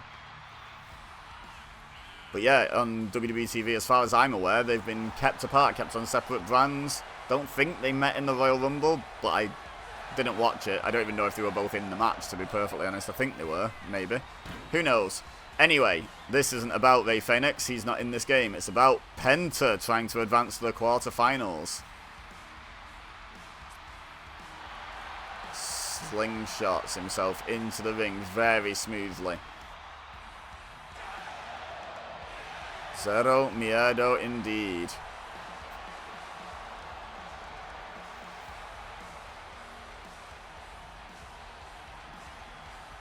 But if there's ever anything to fear, it's a prime Mark Henry like you've got outside the ring right now, waiting to get involved in this match. And the Fatal 4-Way is now complete with the entrance, if you know the music, If you don't, I'm about to spoil who's coming out. Aleister Black, formerly Malachi Black in AEW. Former Trios champion. Made a really high-impact debut by absolutely massacring Cody Rhodes in a very quick one-sided match. And yeah, ended up forming the House of Black with Brody King and Buddy Matthews, formerly Buddy Murphy in WWE. Went on to have success in the Trios division. I think they're former Trios champions, right? They must be. They must have been Trios champions. Anyway, but he is back in WWE as Aleister Black. Most notable thing I can think of that I've heard of him doing in WWE is a feud with Damian Priest so far. So not exactly setting the world on fire as yet. But we shall see. If time will tell if that will change.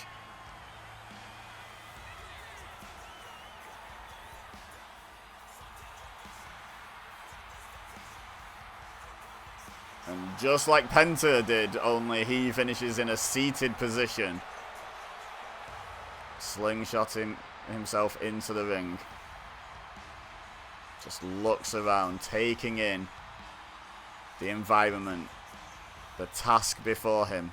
Tegan Nox, Mark Henry, Penta, Aleister Black. Let's go.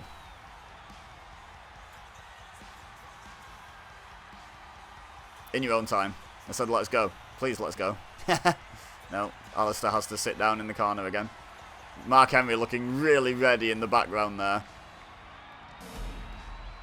And we're at Bash in Berlin, as you can see on the screen just then. Tegan Nox warming up. Mark Henry very stoic. Penta checking his gloves are secure, getting ready. Aleister Black gets up out of his corner, ready to go. Oh, Mark Henry just ran through Aleister Black. Could tell he was eyeballing Black during his entrance, to be honest. And Penta with the slingshot swanton to Tegan Nox. He's lining up for something here. No, interrupted by Mark Henry. And then Penta's like, we can work together on this. And Tegan Nox is like, nope, meeting of the minds for you two. I'm going to bang your heads together. But now Penta goes back to being in control of things with Tegan Nox, and Mark Henry goes back to interfering with Penta's plans, and this time they don't team up. They start fighting, but all that does is distract Penta long enough for Aleister Black to take control. Tegan Nox doing her best to absolutely take the fight to Mark Henry. Oh, knee to the jaw. Look at this. She's up in a powerbomb position, but she fights out of it as Aleister Black hits a moonsault in the background on Penta. Uh-oh. She may regret picking this fight with Mark Henry. And he takes her down and goes for the pin, but Aleister Black was right there. And that's something you need to talk about. Yeah, sure, it's hard to hurt a man like Mark Henry because he's so big and so strong and so tough. But, like, trying to kick out from a jackknife pin from Mark Henry, how do you do that? Anyway, Penta has decided that the way to equalise with Mark Henry is a chair. He took down Henry, then he took down Tegan Nox with it. And now Aleister Black back in the ring. Scooped up by Penta. Oh, going for the snake eyes in the corner, I think, there. But Black escapes and chop blocks Penta, trying to slow him down. Not a bad strategy. Now Mark Henry takes the kendo stick from Tegan Nox. Oh, and just hits Penta with it. Aleister Black bounced off with that knee and then just got headbutted for his troubles. Oh, he didn't bounce off with that one, though. He hit that one nice and flush. And a springboard moonsault, but Henry got out of the way that time. Chair to the back. Absolutely no effect from Tegan Nox then. Look at the strength of Henry, but Aleister Black with the counter. But Tegan Nox is there to break up the roll-up attempt. Oof. Look at this. Oh, she ducks the Black Mass, but gets hit with a roundhouse. What a combination of moves to Tegan Nox. And now Mark Henry going for the bear hug, going for the submission win on Aleister Black. But no, Penta there to try and break it up, and Aleister Black going to do the rest of the work. Breaking free eventually. Oh, there's the knee again. And look at Mark Henry drop. He might be out. Caught flush on the jaw. And there's a Black Mass. Speaking of people who might be out, Black Mass to Penta. Now, Aleister Black heading up to the top turnbuckle. Not even going for a pin off that. And hits a moonsault on Penta as well. Mark Henry in trouble up against the ropes there. Oh, but Aleister Black taunting Henry and gets rolled up for his troubles, but counters it. And Tegan Nox stopping Penta breaking up the pins. Interesting strategy, considering if one of them pins the other, Tegan Nox is out of this video and out of this tournament. Sling Blade. Uh-oh. Thinking World's Strongest Slam, I think, here. One. The pin off the Sling Blade only gets a 1 count for Penta. Now Mark Henry going for the pin. And Penta breaks it up. Which I thought he might. He was right there. Not showing the kind of ring awareness that the likes of Lexis King in the previous match did. These guys going for pins when there's people there to break them up. Oh, was that a Black Mass again? My goodness. And then a Poison Rana and a weird white flash on the ring, on the camera. And a Destroyer to Penta. He uses the Destroyer. I think that was on the chair. This could be it. Mark Henry's out from the Black Mass. Aleister Black is out of the ring from the Poison Rana. Penta somehow kicks out of the Destroyer, the Welsh Destroyer. But Tegan Nox, there's the Shining Wizard. She has the shiniest wizard, right? But Aleister Black back in the ring to save not only Mark Henry, but himself and Penta as well. From Tegan Nox going 3 for 3 on women qualifying for the next round. She was so close with that shiniest wizard. Now Aleister Black trying to lead Mark Henry around the ring. Such a large amount of human to try and drag anywhere. Oh, but that knee, that'll take anyone down. And going for the pin right in front of Penta. That's never going to work. Tegan Nox comes over and reminds both conscious men at the time that she's in the match as well. Oh, and maybe she shouldn't have, because Aleister Black with the jawbreaker. Off the ropes. Oh, kitchen sink. And now Aleister Black, Meteora to Penta. What a match. I want to see Aleister Black and Penta go at it in a full one-on-one match. Oh, Penta kicks out. Mark Henry would not have been there in time, and he's furious about it. And he's going to hit the World's Strongest Slam because of it, right there on Aleister Black. But Penta's there to prevent him going for the pin. Uh-oh. Code Red. And now Tegan Nox is here with a kendo stick. Oh, right to the back of Penta. And everyone is down and out except Tegan Nox. Hits Mark Henry in the knee with the kendo stick, but she should have paid attention. Aleister Black was already getting up. And he broke up the pin. Off the ropes. Oh, look at that drop kick. She flew across the ring. And Aleister Black was rebounding off the ropes. So much speed and impact between the two velocities there. Hurricane Rana to Mark Henry. Penta into the ring. Breaks it up. Oh! Takes down Tegan Nox. And uh-oh. Penta driver. What incredible strength. But he doesn't realise that Aleister Black is perfectly conscious and in the ring behind him. Lack of ring awareness there. It's so important in these fatal four-ways and triple threats. Vertical drop brainbuster by Aleister Black, who's then dragged down to the mat by Tegan Nox, who once again in control of this one. Elbow drop. Turns her attention to Penta as he was getting up. Again, this is what I'm talking about. The awareness is really important. Kick to the knees. Shiniest wizard. Mark Henry looking under the ring for a weapon. Tegan Nox realises that there's other threats, but turned her attention back to Penta just in time for Aleister Black to stop Mark Henry attacking her. So he can attack her himself with a German suplex. Now Aleister turning his attention from Penta to Mark Henry. Spinning knee to Penta's jaw. Ducks under the kick from Tegan inadvertently as he went for the pin. He didn't even know Tegan Nox was there, I don't believe. Oh, and then does a nice little spin at no one. And Tegan Nox takes him down. Kendo stick. Oh, right to the face. And then into the ribs and arm of Aleister Black. Uh-oh. She just choke slam Penta? When did Tegan Nox ever do a choke slam? Wild. Oh, but she had all her focus on Penta, and Mark Henry into the ring from behind. Trying to scoop her up, but she blocks it. Incredibly, Tegan Nox just stopped Mark Henry picking her up. You know, the world's strongest man, Mark Henry. But runs through Penta with that shoulder tackle, and now...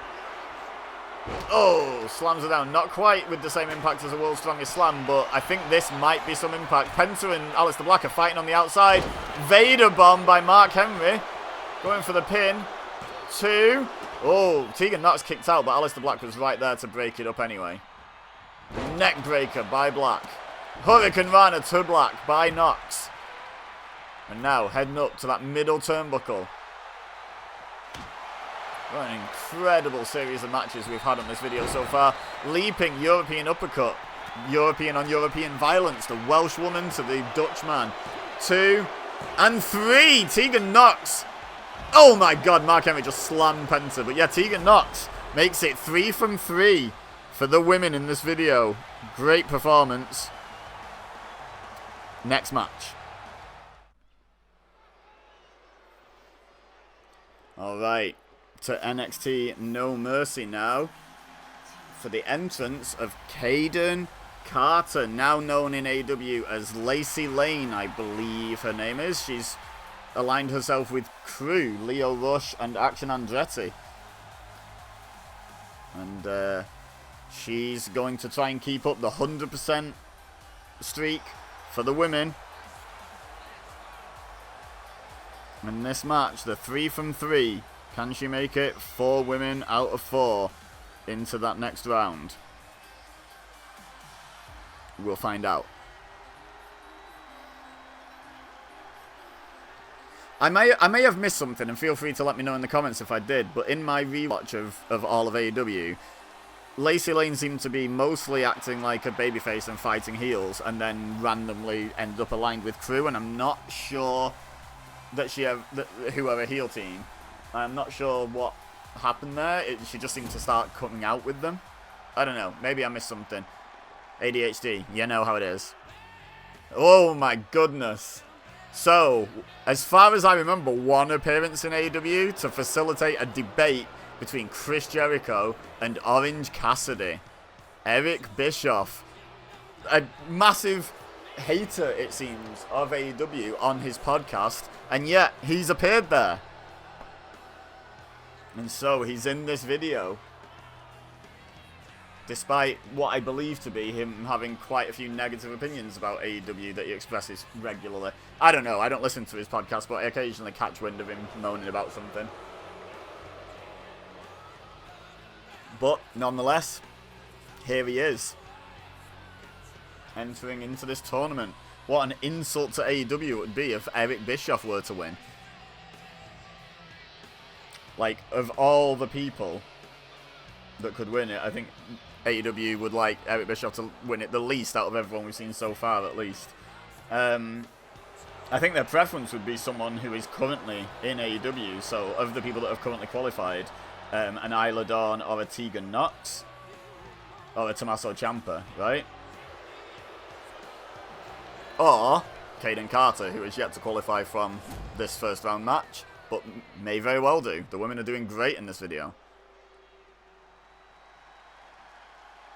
Alright,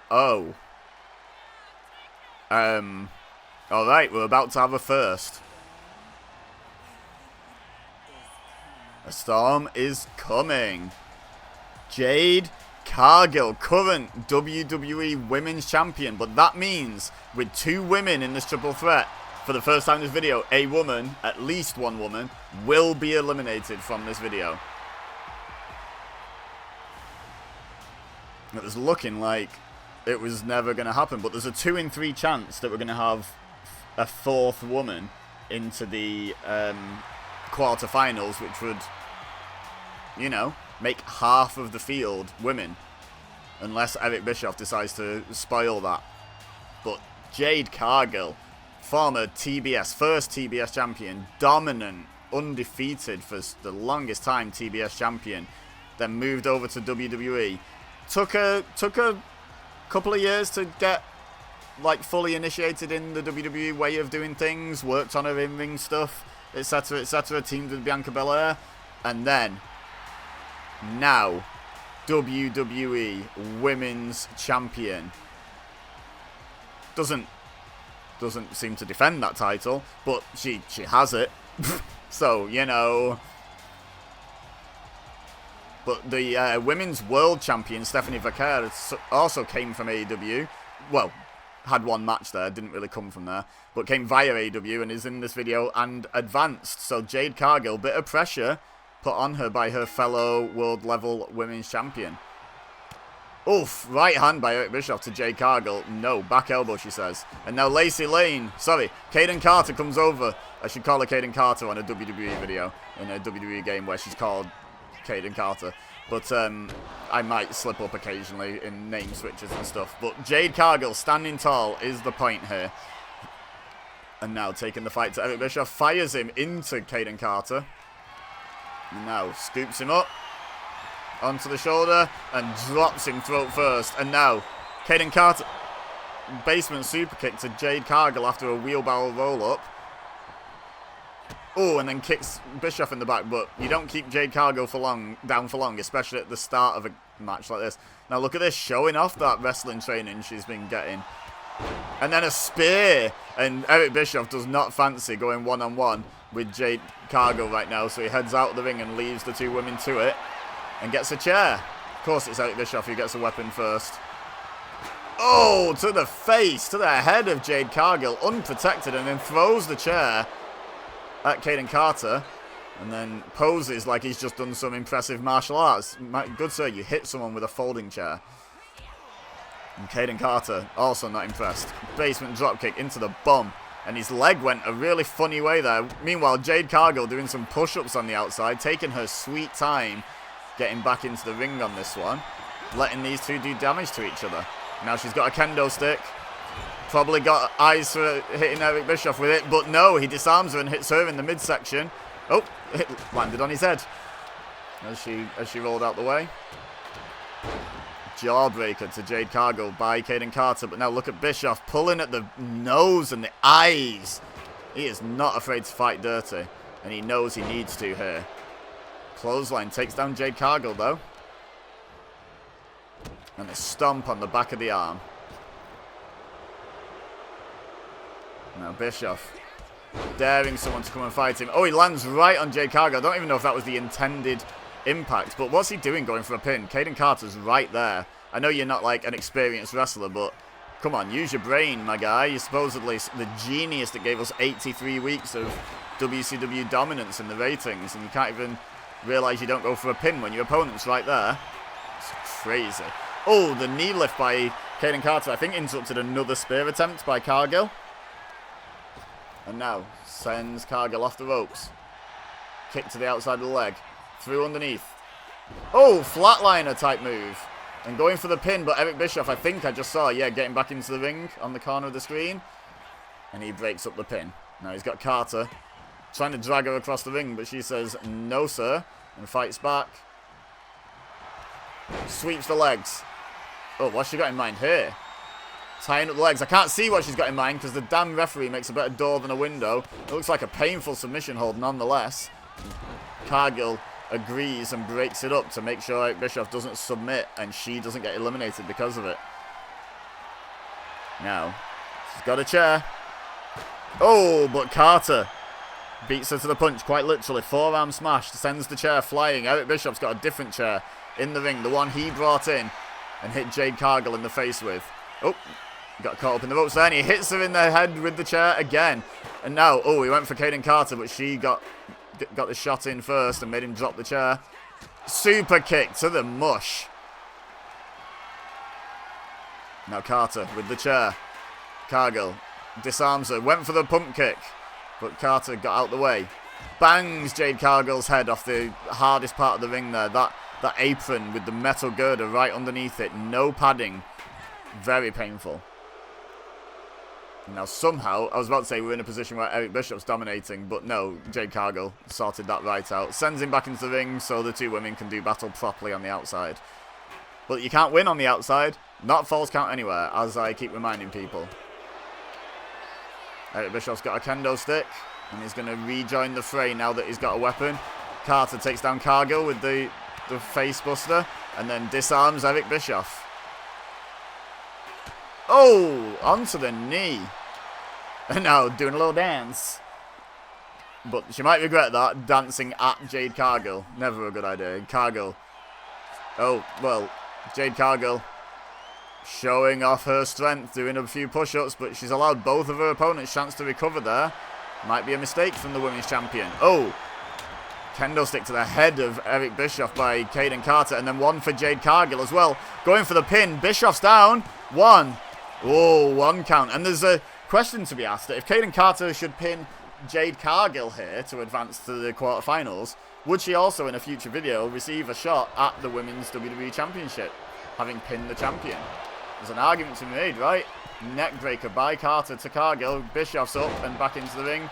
Splash by Caden Carter, and now turns her attention to Bischoff. Sweeps the leg. She's going for that submission again. Look at this. It's like... Oh, it's like an inverted figure four, and there's no Jade Cargill to save Eric Bischoff this time. Oh, but Caden Carter caught a glimpse of Jade Cargill getting up out the corner of her eye and tried to intercept it, but instead gets hit with Jaded. Eric Bischoff's down and out from the pain from the submission. 1, 2. Caden Carter just kicked out of Jaded. Look at the look on Jade Cargill's face. I agree, Jade. Where did that come from? How did she kick out of that? Oh! To the face. And then into the midsection and breaks it over the back of the head of Easy E. Breaks that kendo stick. Right hand, another. And another one. And another one. And sends her across the ringside area, ignoring Eric Bischoff to pursue Caden Carter to do more damage. Oh, she looked at Bischoff and he begged off as she stomps on the midsection and then walks through. But Jade Cargill does not accept begging off, but she gave Bischoff some time to recover, but she stepped back out of the way of that spin kick from Bischoff. And sends him flying again, and that's how you kick someone in the face. Look at her, talking trash to Bischoff. I think that's probably what she's saying. That's how you kick someone in the face, Eric. Oh, but Bischoff striking the martial arts pose and gets speared for his troubles. Jade Cargill taking no prisoners in this one. Flexing, Caden Carter trying to get the crowd on side on the far side of the ring. Kick to the midsection of Bischoff. Great combination, finishing with that discus. Oh my god! Just got a kendo stick thrown at her, but it didn't even take her off her feet. And then she reverses the attack into a knee drop to the face. Jade Cargill supremely confident in this one. And who can blame her? Oh, miss again by Bischoff, but the flatliner didn't miss. Jade Cargill's been taken down on the outside of the ring. Now Bischoff separating his opponent, sending Carter to the far corner. Now beating Jade Cargill with a kendo stick. Slamming it next to her head. And that woke her up, and now she's got the kendo stick. Oh, and she just broke it over the back of Eric Bischoff. That's the second one she's done that with. European uppercut to Caden Carter by Jade Cargill. Now showing off those muscles, and wouldn't you if you had muscles like Jade Cargill? Sends Caden Carter back into the ring. Follows her in. Hasn't noticed that Eric Bischoff also on his feet though. Oh, look at that kick to the back of their head. Goes for the pin. Again, Eric Bischoff. You're an idiot. Caden Carter was right there. Moonsault, well, attempt by Caden Carter, but she missed. And there's finally a successful spinning heel kick by Eric Bischoff, but Jade Cargill recuperated in time to break up the pin. And now, backbreaker to Bischoff. Stomp on the midsection. Bischoff in all kinds of trouble here. Caden Carter on the apron, showing off. I don't think Jade Cargill's realised that she's awake and conscious. Springboard. Oh, takes down Cargill. By the way, Cargill hit Jaded on Bischoff, but I was so busy focusing on like what was going to become of Caden Carter. My goodness, she's going to get a chair thrown at her. That's what become of her. That's what's become of her. And now Cargill finally getting the chance to pin Bischoff after Jaded. And she gets the win. Jade Cargill advances. Caden Carter eliminated. And we've got one more first round match. Let's get into it. Alright. Final first round match. Final fatal four-way of the video. And it's the other half of the Motor City Machine Guns. Chris Sabin. Sorry for the spoiler, but we've already seen Alex Shelley, so we know this one must be Chris Sabin. So he is coming out. There he is. Pointing at his palm. Motor City Machine Guns. Fires a single shot from what looked like a pistol motion when they're called the machine guns, but sure. Yeah, Chris Sabin going to try and do what Alex Shelley could not. Of course, Alex Shelley eliminated by Wesley in a triple threat also involving Lexus King.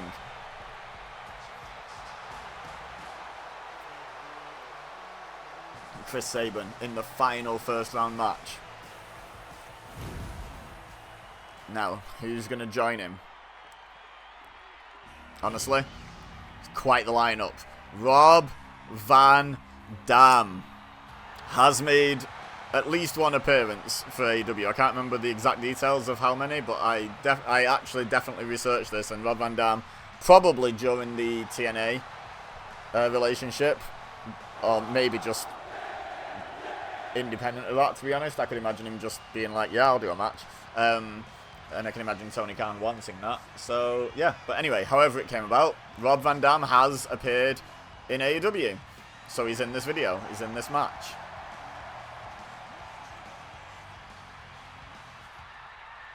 And 2 more people to be revealed. We've seen 26 of the 28. And so far, in the quarterfinals, we have Stephanie Vaquer, Luke Gallows, Tommaso Ciampa, Isla Dawn, Wesley, Tegan Knox, Jade Cargill, and then one of these 4. And I will say, of these 4 men, had Jade Cargill and Caden Carter not been in the same match together, one of them could have been in this match, and maybe we could have gone 5 for 5 on women qualifying. But CM Punk, hey, he appeared in AEW once or twice, right? Can't remember why he left. But yeah, CM Punk, when I said AEW do not want Eric Bischoff winning and he might be the least popular potential winner, I think current world champion, WWE World Heavyweight Champion CM Punk might have a shout for being less popular as a choice to win this whole tournament for AEW. So they'll probably be very much rooting against him. But this crowd sounds like they're rooting for him. And he's out here. Just run a simulation, just yesterday as this video is getting uploaded, of Punk defending the World Championship against Roman Reigns, because that match has been made official for WrestleMania. So I ran the simulation of it. So once you're done here, feel free to go and check that one out.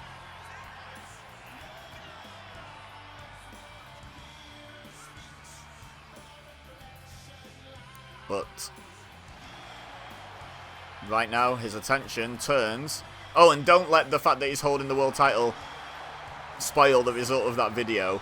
When a non-canon event happens on an Ibeza Sims Games video, such as Roman Reigns already winning the world title, I would then switch the title back for accuracy in future videos, such as this one.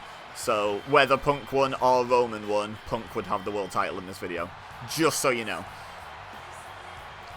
So you don't feel like the result's been spoiled. But yeah, Rob Van Dam and CM Punk in this match with Chris Sabin and one other. And we are guaranteed 4 men, 4 women in the quarterfinals, which is pretty fun, actually. Now, this is one of the more controversial additions to this video, to be honest.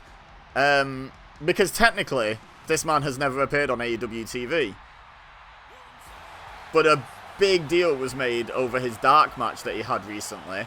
And I thought 28 was a nicer number to work with than 27. Like, okay, if I wanted it to be all triple threats, 27 was beautiful, right? It could have done 9 triple threats in the first round, 3 triple threats in the second round, and a triple threat for the final. But I think these tournaments work best if a lot of it is singles matches. And if I'd have only had 27, then it would have been like 5 triple threats and 3 fatal 4-ways in the first round, which is fine, but this is just so much more nicely symmetrical. And also, because such a kerfuffle was made of Baron Corbin, now Bishop Dyer, having a match in AEW, even though it was a dark match, I figured it got enough traction to count as having been in AEW. He's acknowledged as having been in AEW in law. So I think he deserves this spot. And it just so happens, with my randomizing who is in which matches, that Baron Corbin turns up last of everyone. I think that's quite funny. So I get to do this speech about including him last, when this could literally just have been a triple threat and his entrance never happened. But who knows? If he wins this Fatal 4-Way, he's going to have a big influence on the video. If he loses, if he's the one who's pinned or submitted, you could argue he's had a big influence on the video as well. But all four men look ready. Oh, and Corbin takes down Rob Van Dam, and Chris Sabin takes down CM Punk. The two world-level champions in WWE having a rough start, but Rob Van Dam's retaking control and going for the first pinfall attempt of the match. Broken up immediately by Chris Sabin. Lion Salt by Van Dam. Snap suplex to Sabin by Punk. And now Punk goes after Van Dam. Oh, reverse the Irish Whip though. Oh, and look at that thrust kick in the corner. Meanwhile, Baron Corbin taking the fight to Chris Sabin in the opposite corner. And now, just Corbin and Van Dam remain standing. And they're battling it out. But now, Sabin and Punk back up to their feet, and now they're doing battle. And the early stages of these matches are absolute chaos because no one stays down for very long. And there's just constant barrage of people swapping who they're targeting and back and forth action and what have you. We've got Punk and Van Dam now. Punk takes Van Dam down. Look at this. Van Dam's never been accused of being the most technical wrestler, but that feels a little insulting. Taken down is Punk though by the double axe handle by Corbin. And Chris Sabin came in with a kendo stick, but that does not protect you from a big boot from Baron Corbin. Oh, but taken down into a crossface, and if Corbin taps here, no, he fights out of it. I was going to say, Punk and Van Dam would be out, so would Corbin, but he would have had quite the impact, wouldn't he? Now Sabin going for the pin on Corbin, and he kicks out again. Well, he kicks out. He didn't kick out last time. Oh, kendo stick. Rob Van Dam knows a thing or two about using weaponry in a wrestling match, right? ECW original, Rob Van Dam goes for the pin, but CM Punk breaks it up at 1. Oh, and Van Dam counters the belly-to-back suplex into a bulldog, taking Punk down. Tried to run through, maybe thinking Rolling Thunder, but Corbin takes him down. And Sabin hoists up Punk, looking like a go-to-sleep type position, and Punk fights out of it. And they're going back and forth, our Sabin and Punk. Oh my goodness, on the kendo stick, you heard the impact. I think it was the back of Punk's head hit it. Good grief. Oh. Now Punk grabs Sabin. Snap suplex. Well, fisherman suplex, in fact. Thought about hooking the leg, but then realised, no, there's too many people about to be getting away with that sort of stuff. Sabin just disarmed Baron Corbin of that kendo stick, and Punk sent him into the corner and then got it shattered across his kidneys. Ouch.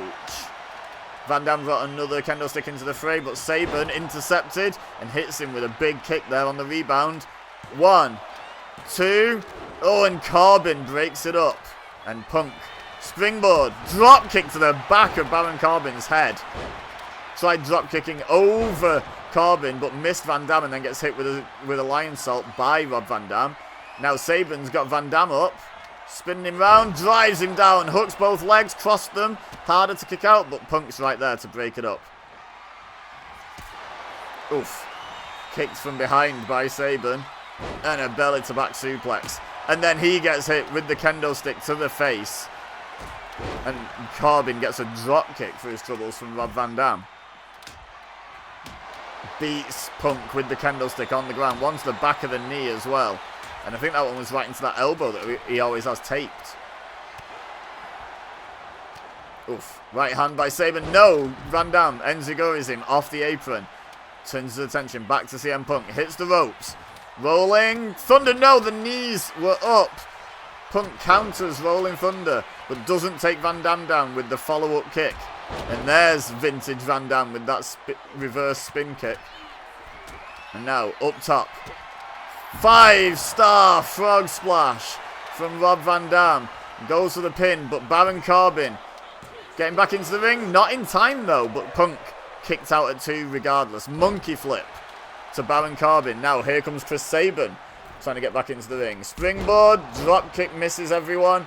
And Corbin sweeps the leg of Van Dam. Oof. Bit of a collision between all three people there. Not an AEW collision. End of days to CM Punk. And now Sabin hit Corbin in the back of the head and now trying to steal the pin. Did he daze Baron Corbin? He didn't break up the pin. Van Dam did. Chris Sabin almost stole that victory. It must have really donkey punched Corbin hard in the back of the head there.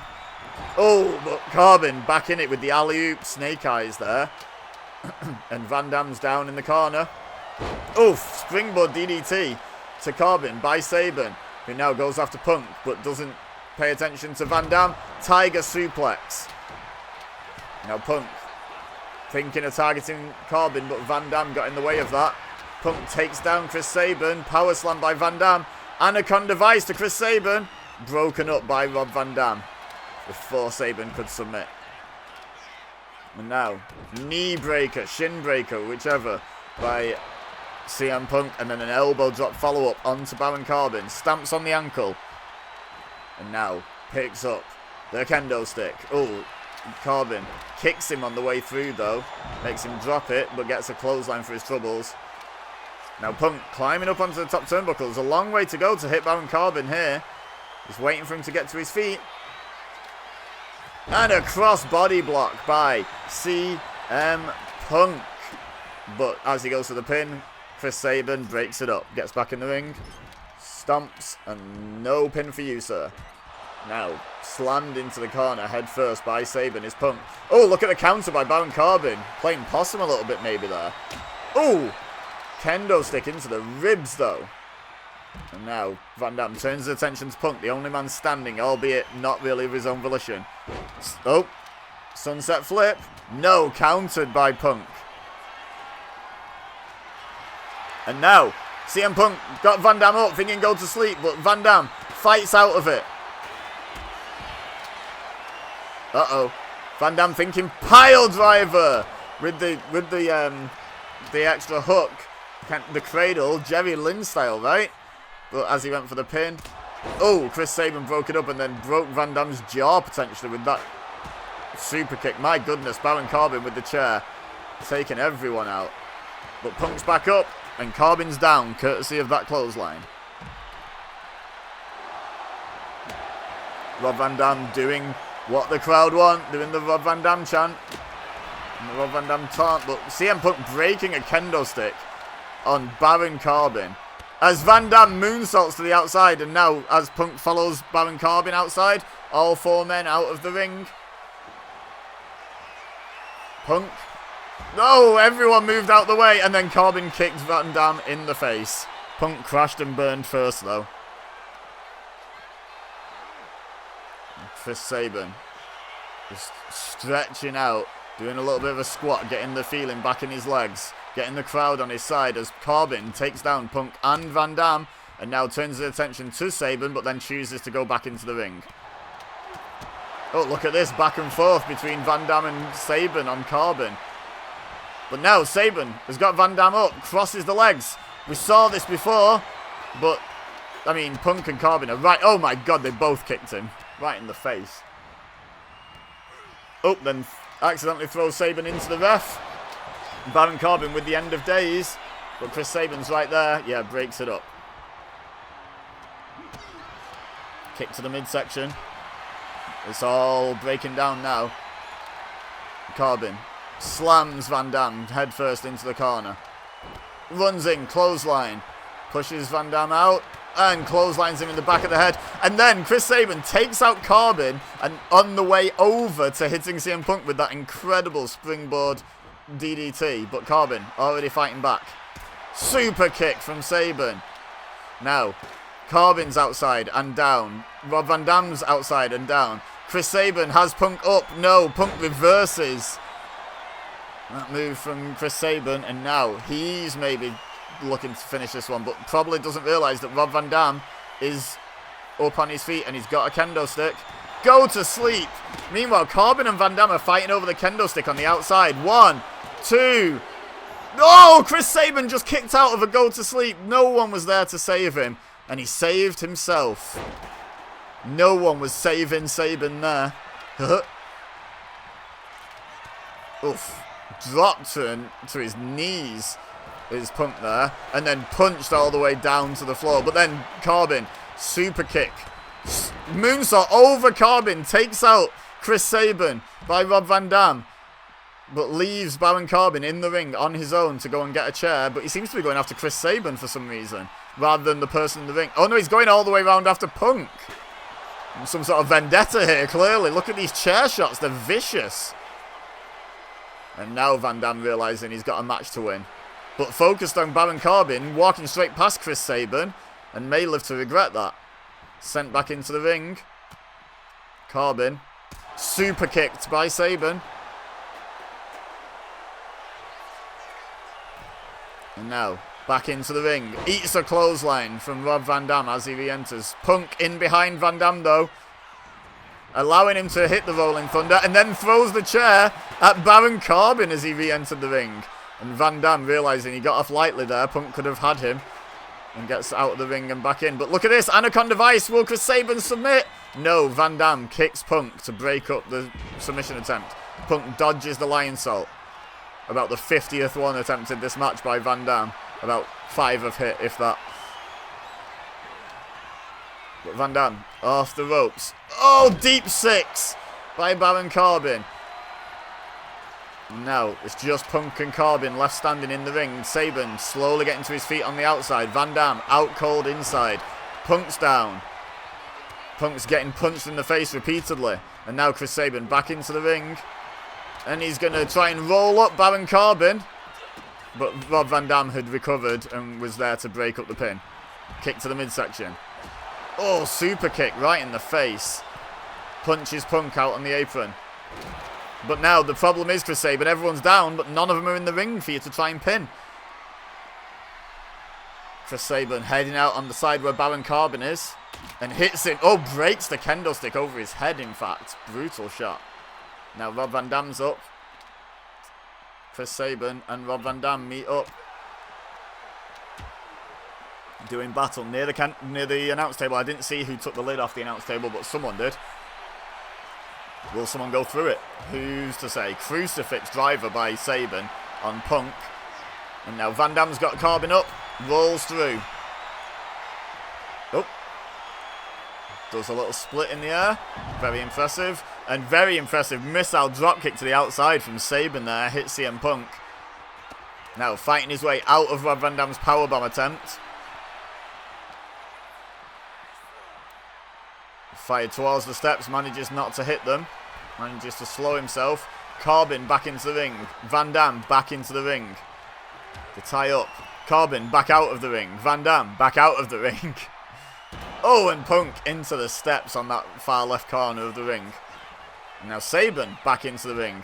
Meanwhile, Baron Corbin put up against that announce table and then slammed headfirst into it.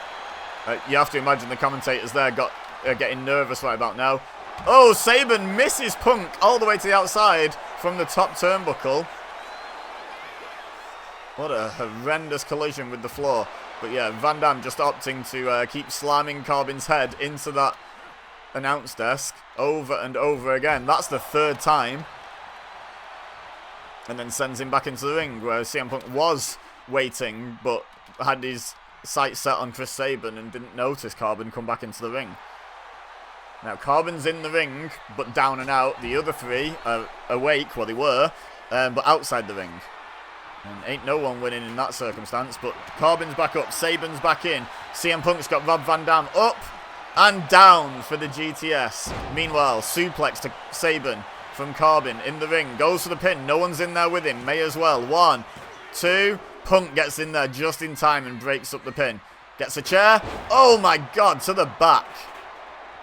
Absolutely wiped out Baron Corbin there.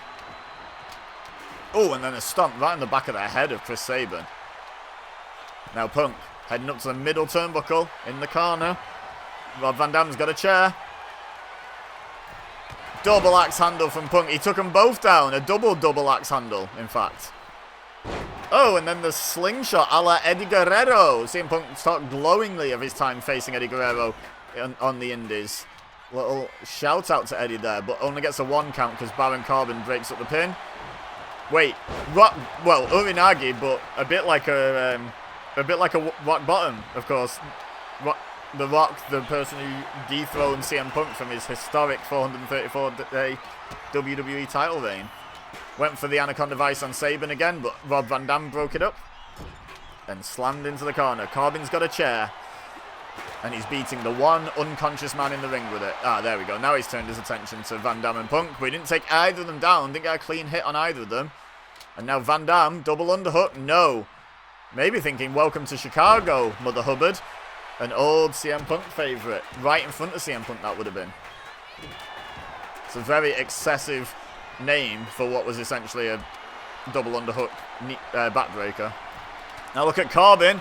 Top rope, elbow drop to Van Dam. You don't see Corbin come off the top rope very often. Oh, and Punk in a lot of trouble on the outside there, courtesy of Chris Sabin. Van Dam in trouble in the ring, but Chris Sabin not wanting to go into the ring and try and win the match. Happy to keep fighting CM Punk. Deep six to Van Dam. 1, 2. Oh, no, Sabin does get into the ring once a pinfall's being attempted and breaks it up. This has been a really good fatal four-way. Still no idea who's going to win. It feels like it could be anyone's match. Uh-oh. Oh, the Jerry Lynn-style piledriver to Van Dam on a chair. And then CM Punk slingshots over Van Dam to hit Corbin with a clothesline. But Corbin is completely unfazed by it. And hits an end of days. Oh, meanwhile, Death Valley driver by Sabin. But because he was hitting it, it allowed Baron Corbin to pick up the win. And me including Baron Corbin in this video has made an impact, to say the least. Baron Corbin in the quarterfinals. Let's get on with them, shall we? Alright, to speed things up in these quarterfinals and semi-finals, we've seen everyone's entrances now. Let's not do entrances, let's just get into the match. And the most recent qualifier, Baron Corbin, straight back into action against Wesley. Now, who will win and advance to the semi-finals?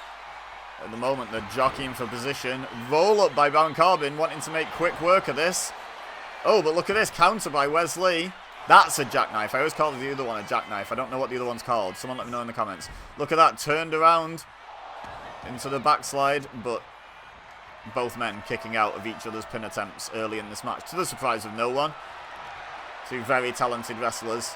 Unlikely to put someone away that quickly with just a simple roll-up.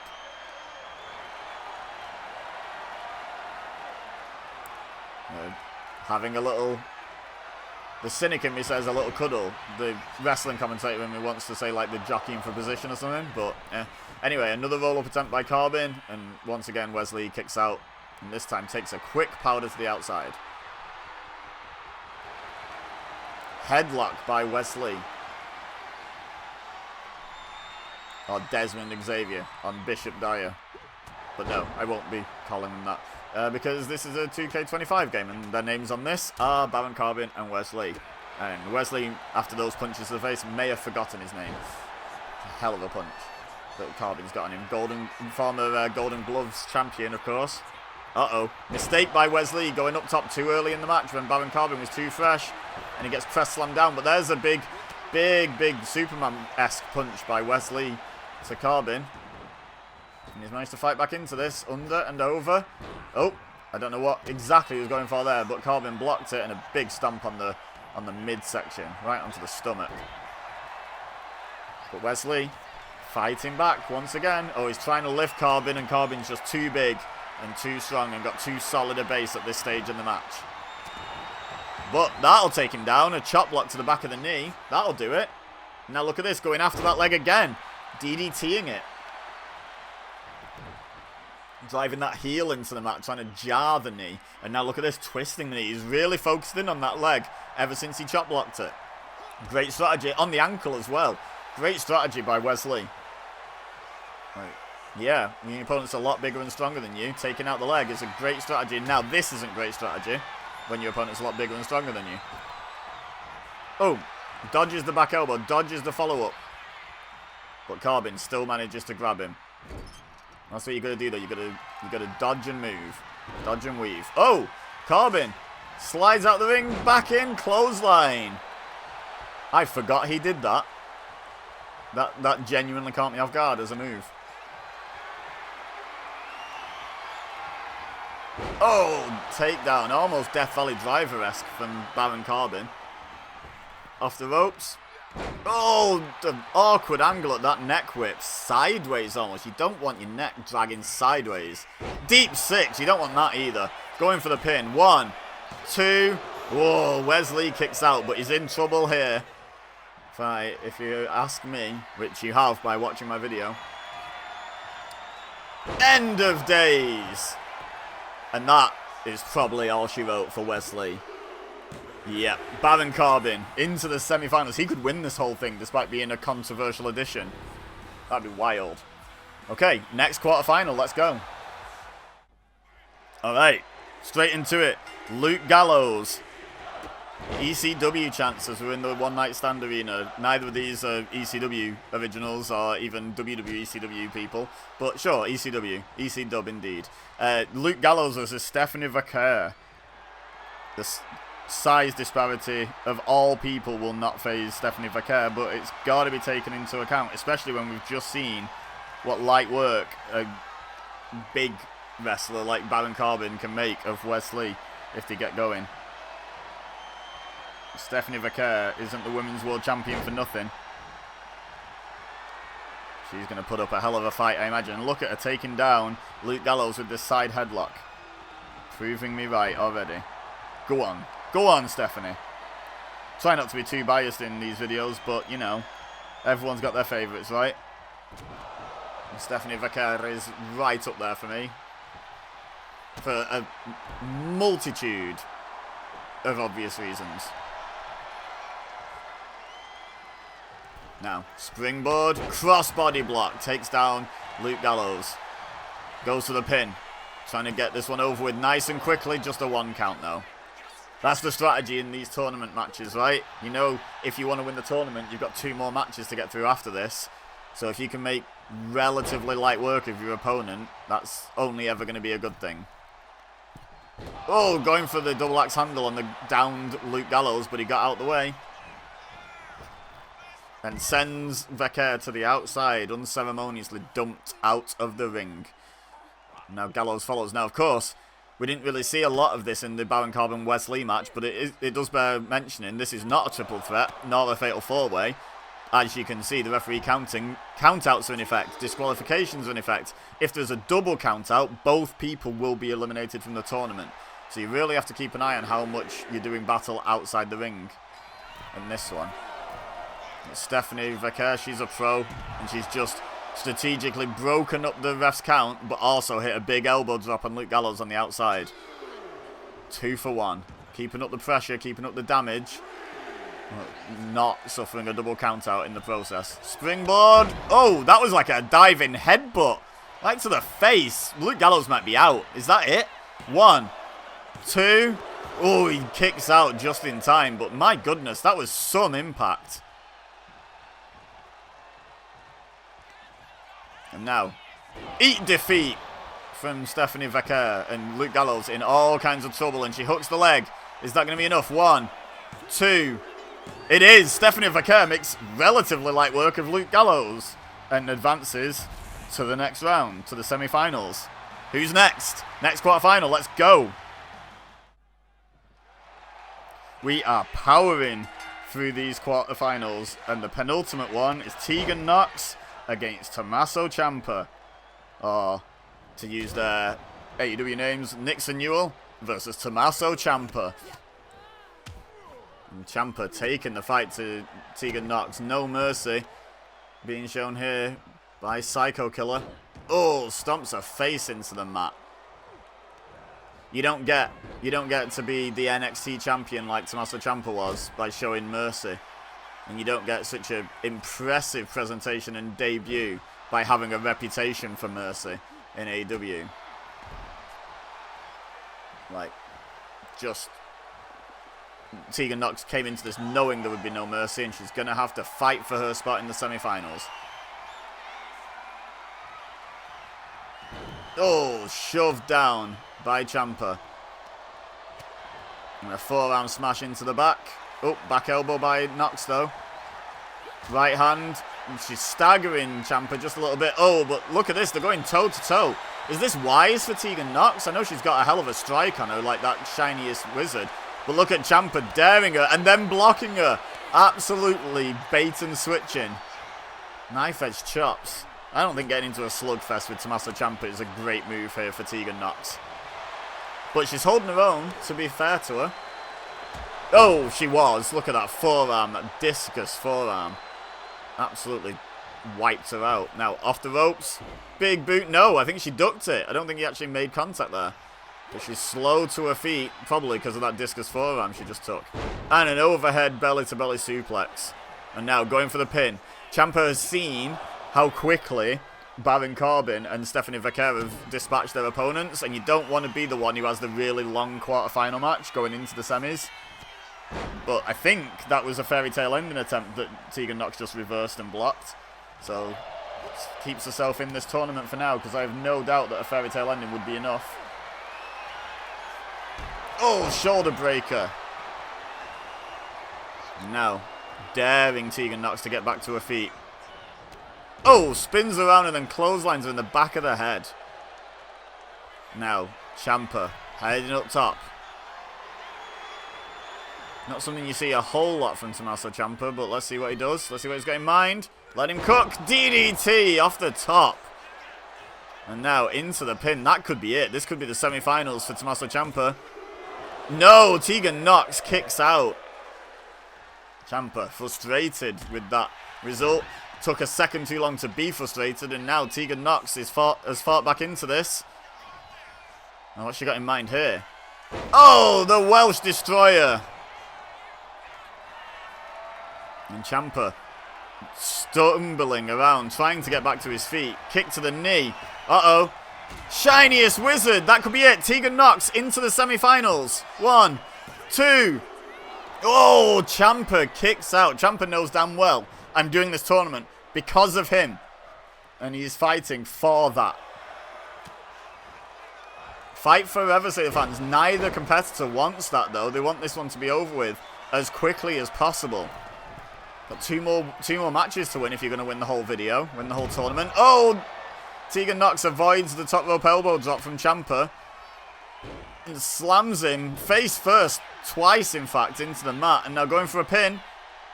1, 2.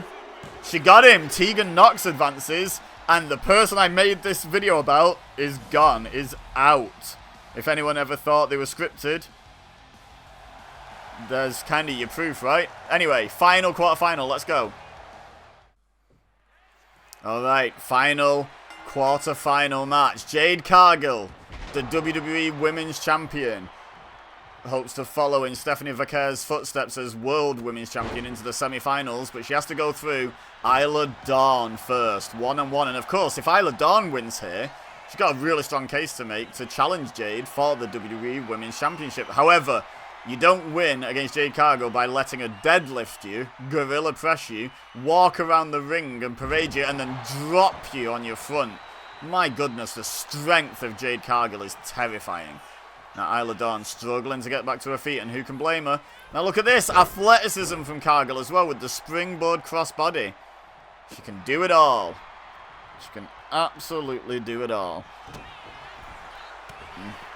Isla Dawn knocked back into the ropes by Cargill. And now going after the knee, stretching it around that middle rope. I'm not sure. I guess she knows Isla Dawn's going to have to use her speed, her quickness in this one. So taking out the leg support really early means she can't do that as effectively, I guess, is the strategy there. But look at Isla Dawn, overpowering Jade Cargill. So impressive. Back against the ropes. And they have a clean break. Oh, well, they had a clean break technically, and then immediately there was a quick right hand from Isla. And now Jade just shoves her down, showing, yeah, you got me once, but I'm still, you know, really, really strong. But nice leg sweep by Isla Dawn. And now, stomping away on the hand of Jade Cargill. And then on the back of the elbow, trying to take away the grip and the strength to execute Jaded, for example. But Jade Cargill just runs straight through Dawn with that shoulder tackle. But this has been quite back and forth after the initial strong start by Jade Cargill. Isla Dawn, certainly, look at this, double foot stomps. Certainly making a good accounting of herself here. Off the ropes. Oh, tried a crossbody. Caught into a kind of a Tour of the Islands type move there by Jade Cargill. But only a 1 count. Impressive early kick out by Isla Dawn. Oh, short arm clothesline by Jade Cargill. She maintains wrist control for a second one. And a third one. And then saw that Isla Dawn was trying to roll out and went outside the ring to meet her. Oh my god, takes her down with whatever the hell you call that. Painful is what Isla Dawn probably calls it right now. Now, stomping away at the head of Isla Dawn is Jade Cargill. Oh, the pump kick. Bicycle kick, if you like, if you will. And now sends Dawn back into the ring and joins her. No champion's advantage for Jade Cargill, of course, here.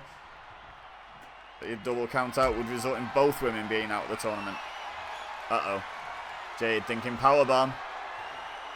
Oh, a last ride, a sit-down last ride, right in the middle of the ring. Whoa. Wait, what's happening here? Alba Fire, Isla Dawn's tag partner, who's never been anything to do with AEW as far as I'm aware. Well, we're not seeing Alba Fire, but her music sure has hit.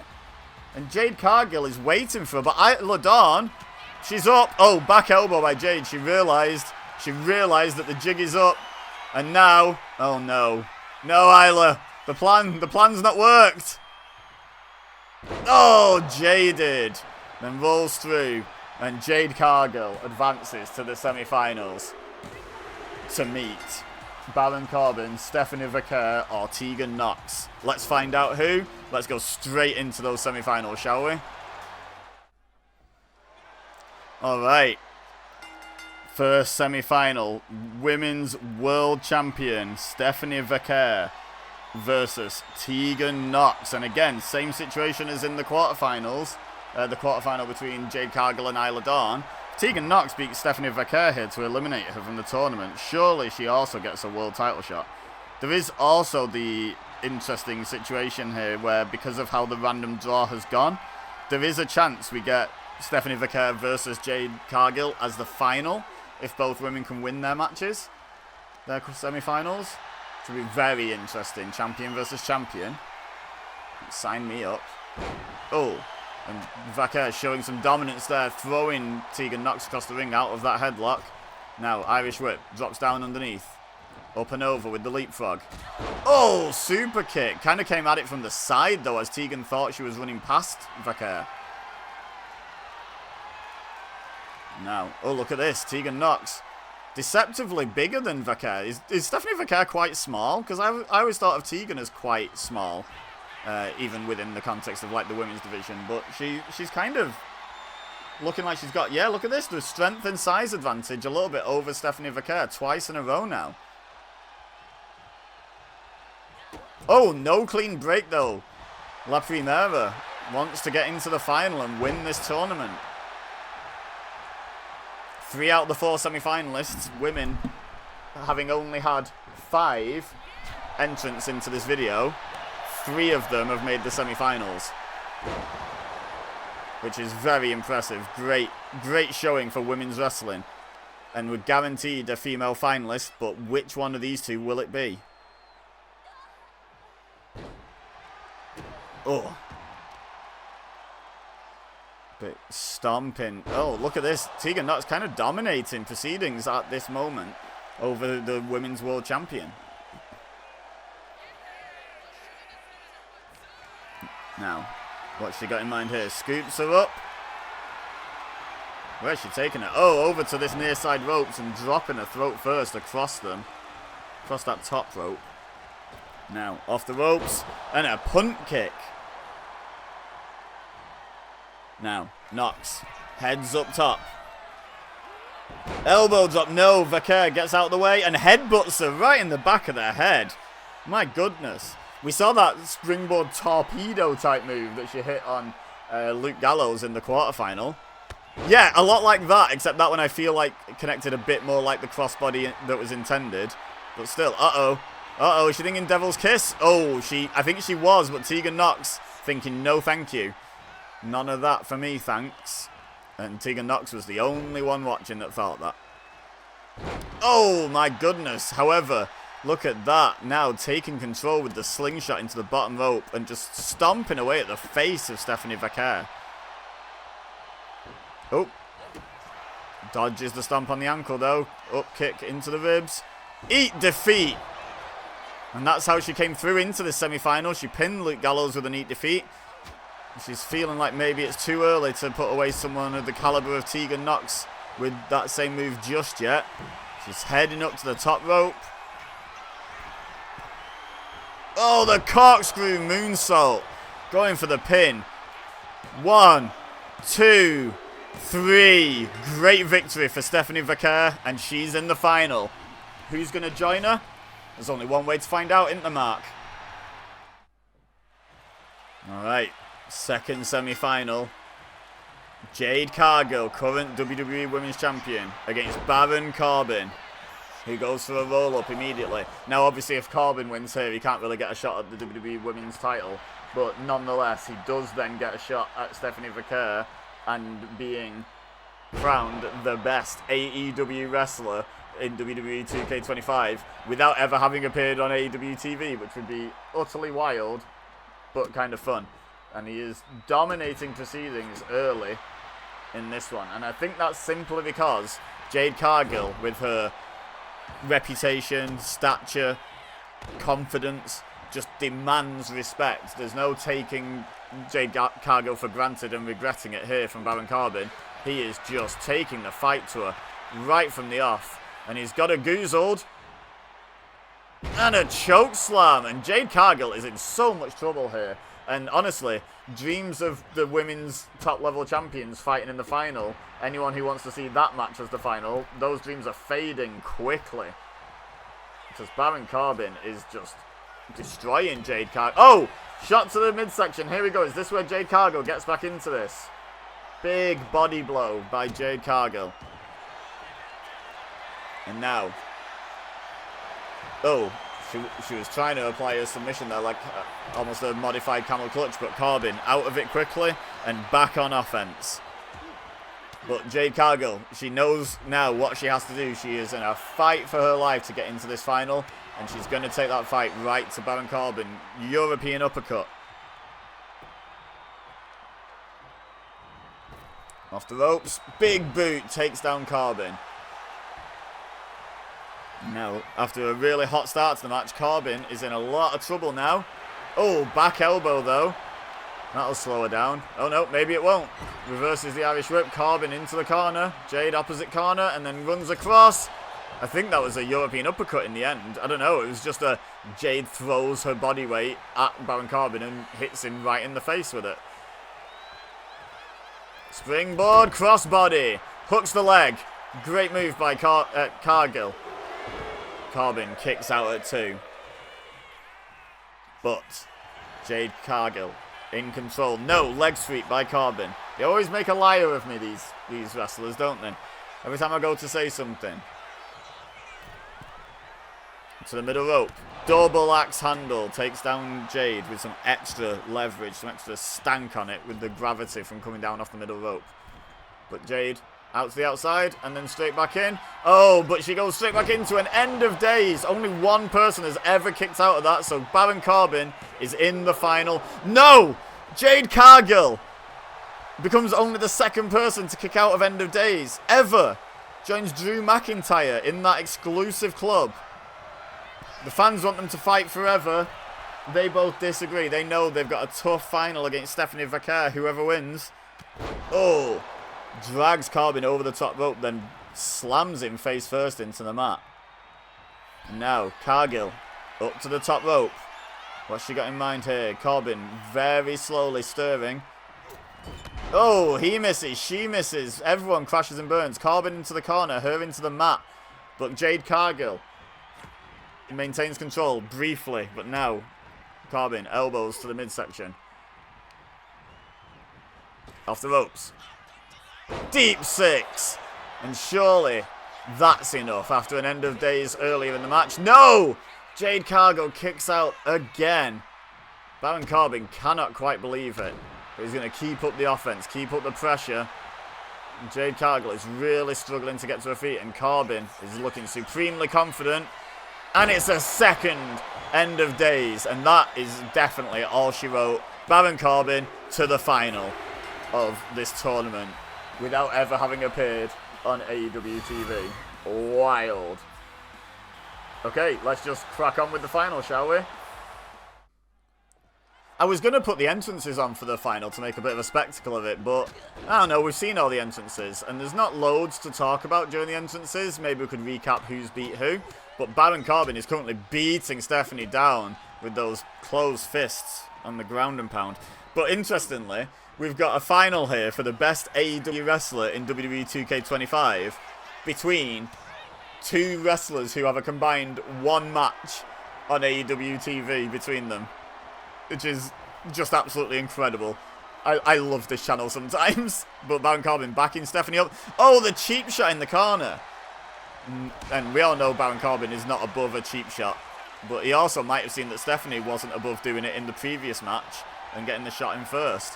Now look at Vicaire pushing Corbin back into the corner.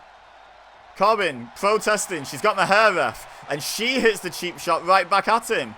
Anything you can do, says Stephanie Vicaire. La Primera. Can she succeed where Jade Cargill failed in beating Baron Corbin as a women's world level champion? It's an uphill task, quite literally. 6'8", I believe Baron Corbin's billed at. Stephanie Vicaire very much not 6'8", but look at this, the size of the heart. It's not the size of the dog in the fight, it's the size of the fight in the dog. And Stephanie Vicaire has now won 2 out of the 3 test of strength type things. Oh, I think Corbin just went for an end of days and Stephanie just backflipped out of it into a DDT.